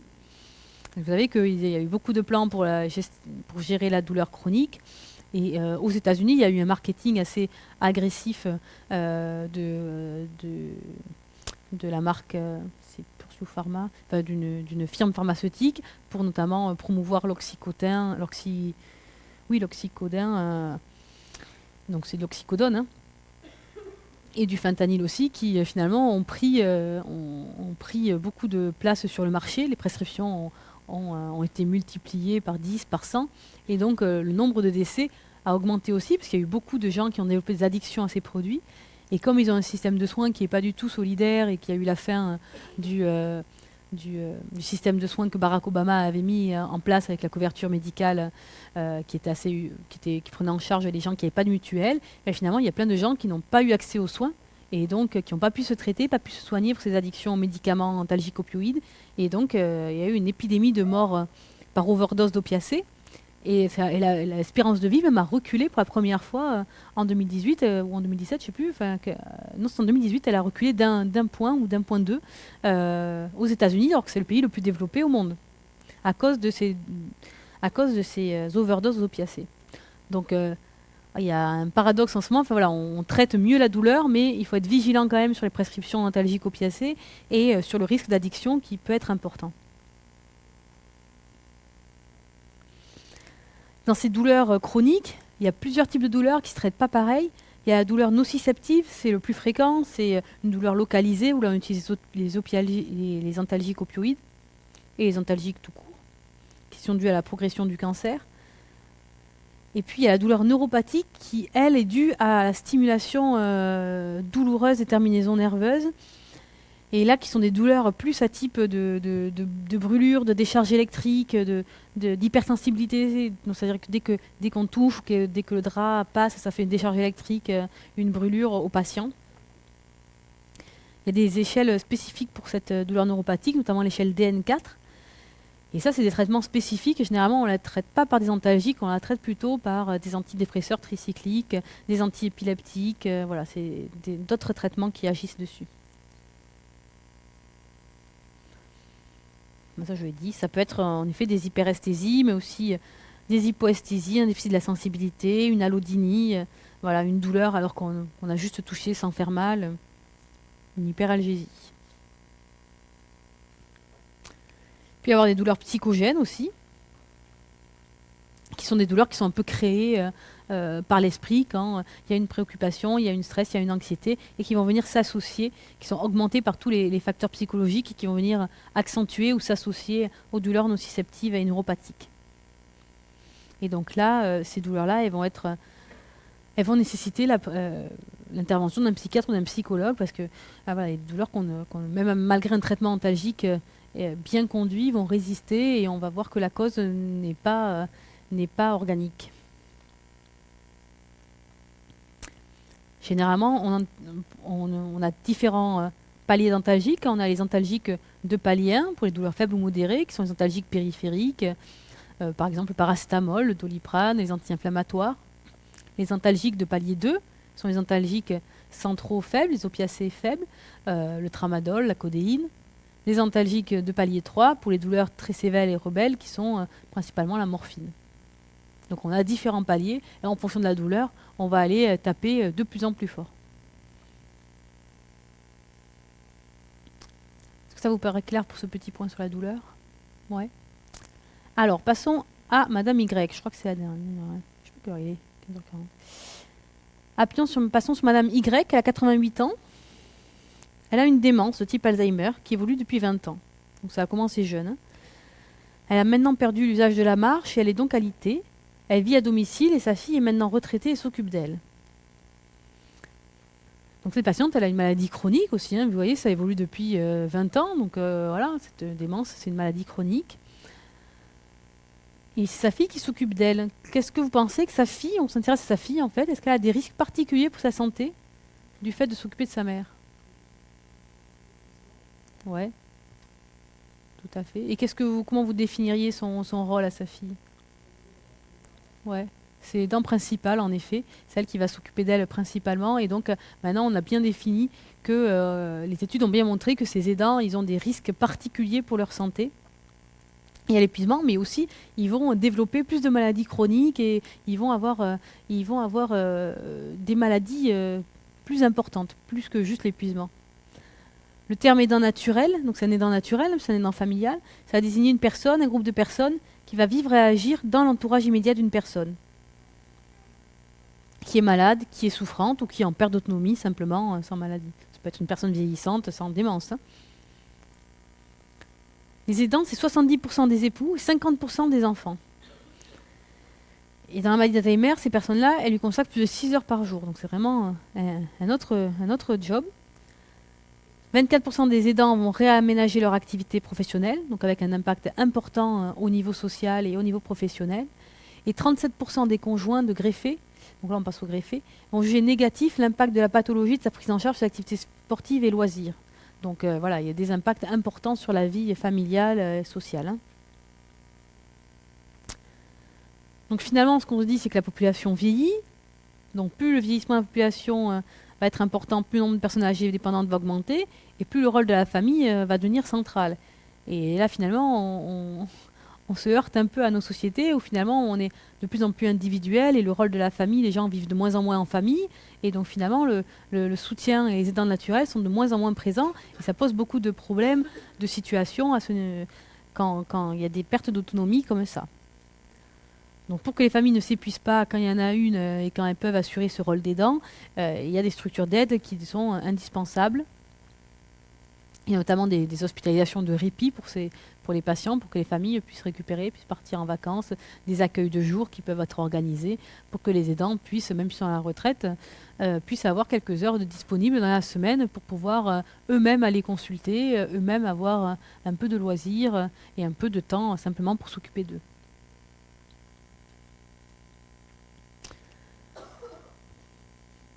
Donc ça va être important pour prévenir l'épuisement, en effet, parce que si l'aidant naturel, en effet, est épuisé et développe une maladie ou part parce qu'il n'en peut plus, enfin en tout cas part dans la famille ou vous dit qu'il ne peut plus, on va se retrouver dans des situations d'urgence avec des patients qui se retrouvent aux urgences justement à attendre une place d'hospitalisation, à avoir un placement en maison de retraite organisé de façon urgente, ce qui n'est jamais idéal et ce qui va encombrer les lits dans les services de médecine.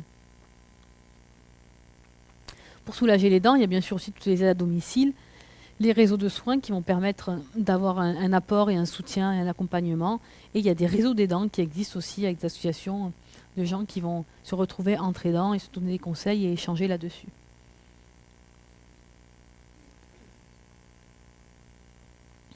Alors Madame X maintenant. Alors Madame X, elle a 53 ans. Encore une.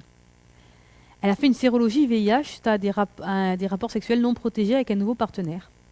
Sa sérologie est positive. Les autres examens confirmeront son infection par le virus du VIH. Elle vous demande si les médicaments permettront de la guérir. Non, en effet. Le VIH, ça va être aussi une maladie chronique, c'est une des maladies chroniques transmissibles en effet. Et donc, on ne va pas pouvoir guérir, on va pouvoir parler en effet de rémission. Si vraiment on a un bon contrôle de la maladie et que son taux de lymphocytes va remonter, on va parler de rémission. Donc le VIH, le problème du VIH, c'est qu'à terme, il entraîne un sida, un syndrome d'immunodéficience acquise, et donc il y a une destruction du système immunitaire par ce virus. Il se transmet par voie sexuelle, par voie sanguine, notamment par transfusion, et aussi au moment de l'accouchement et de l'allaitement de la mère à l'enfant.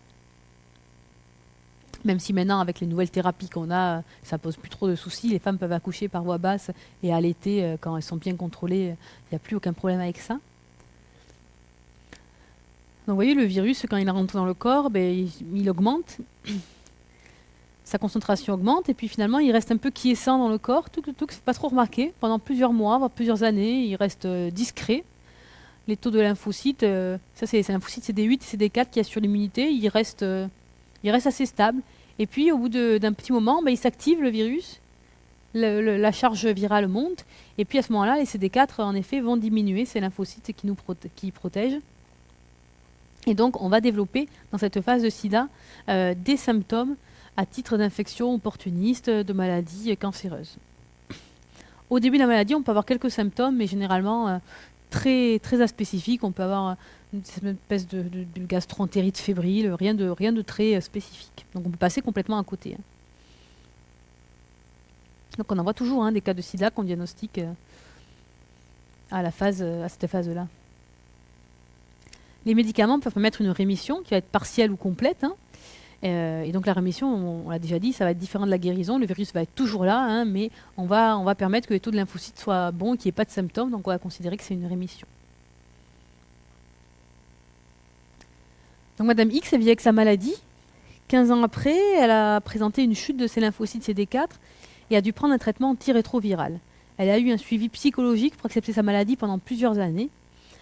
Elle a fait plusieurs épisodes d'infection opportuniste et elle est maintenant familière des hôpitaux. Elle connaît tout le monde très bien. Elle intervient dans les lycées pour faire des ateliers de prévention contre les MST et témoigner de son expérience. Comment qualifieriez-vous son état d'acceptation face à la maladie ?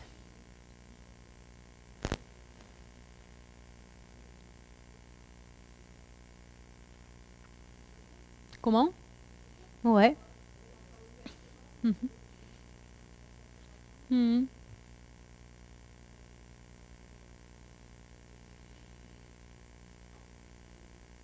Ouais, tout à fait. On parle de résilience. Bien joué. On parle de résilience à ce stade-là. Donc en effet, elle a bien accepté sa maladie, mais plus que d'avoir bien accepté, en plus, elle va faire de la prévention, elle s'est emparée du sujet et elle va agir avec, elle va rebondir, quoi. Donc c'est la capacité pour un individu, la résilience, de rebondir après un traumatisme ou un cumul de traumatismes. Il y a deux étapes. Il y a la confrontation, ensuite la reconstruction positive. Donc là, elle s'est engagée dans des associations de la prévention au lycée, mais ça peut être plein de choses. Il y a des gens qui s'engagent dans des associations de malades, il y a des gens qui écrivent des livres, il y a des gens qui... Enfin voilà, il y a plein d'expériences autour de nous dans la société qui montrent des gens qui ont eu des expériences traumatisantes. C'est pas un terme qui est d'ailleurs consacré au médical. Ça peut aussi être des gens qui ont eu un traumatisme autre dans leur vie, qui est tout à fait familial et qui s'engagent pour cette cause-là, ou qui, en tout cas, se reconstruisent et font autre chose après ça. Situations qui peuvent être traumatisantes, il y en a beaucoup. C'est pas que, ça peut être l'incertitude, ça peut être un événement attendu qui finalement ne se produit pas. Ça peut être une attente de grossesse qui n'intervient pas. Ça peut être un événement inattendu, ça peut être une anticipation de l'incapacité de faire face à une situation imminente, des circonstances déplaisantes, des catastrophes brutales, des attentats, des traumatismes, des pertes de personnes, voilà, des situations pénibles ou douloureuses durables, comme des cancers, comme des accompagnements justement de personnes en capacité d'aidant. Voilà, plein de choses qui peuvent être traumatisantes, et finalement cette capacité de résilience, on la décrit beaucoup au niveau médical, mais aussi au niveau psychologique de façon plus globale. Il y a beaucoup de recherches aussi sur les facteurs qui vont être favorisants et qui vont permettre aux gens d'avoir une bonne résilience. On considère que c'est un bon état psychologique, finalement, des bonnes compétences psychologiques. Donc il y a pas mal d'études qui s'intéressent aussi à l'enfant et à savoir quels facteurs au niveau de l'éducation de l'enfant et de son évolution vont faire qu'après il pourra être capable d'être résilient plus tard dans sa vie ou pas. Voilà, donc l'objectif de ces personnes chroniques, en effet, c'est, vous l'avez compris, qu'elles deviennent autonomes dans leur traitement, qu'elles arrivent avec l'éducation thérapeutique à se gérer, à être autonomes, et pour les gens qui ont des situations traumatisantes, qui n'ont pas tout contrôlé et qui ont des choses, qu'elles arrivent en effet à rebondir, à être résilientes. Et pour ça, en tant que professionnel de santé, vous allez les accompagner et leur donner aussi un accompagnement, un soutien, voire les armes nécessaires pour pouvoir faire ces choses-là. Donc ça va être par vos connaissances, votre savoir médical ou paramédical, mais aussi votre savoir-être et votre relationnel avec les patients, bien sûr, hein.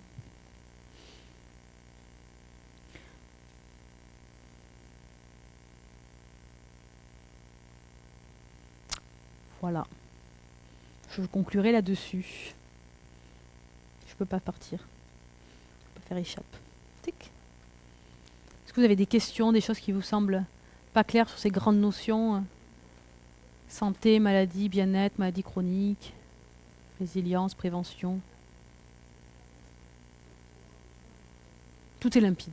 Parfait. Bon, moi, je vous souhaite une bonne fin d'après-midi. Passez un bon week-end au soleil.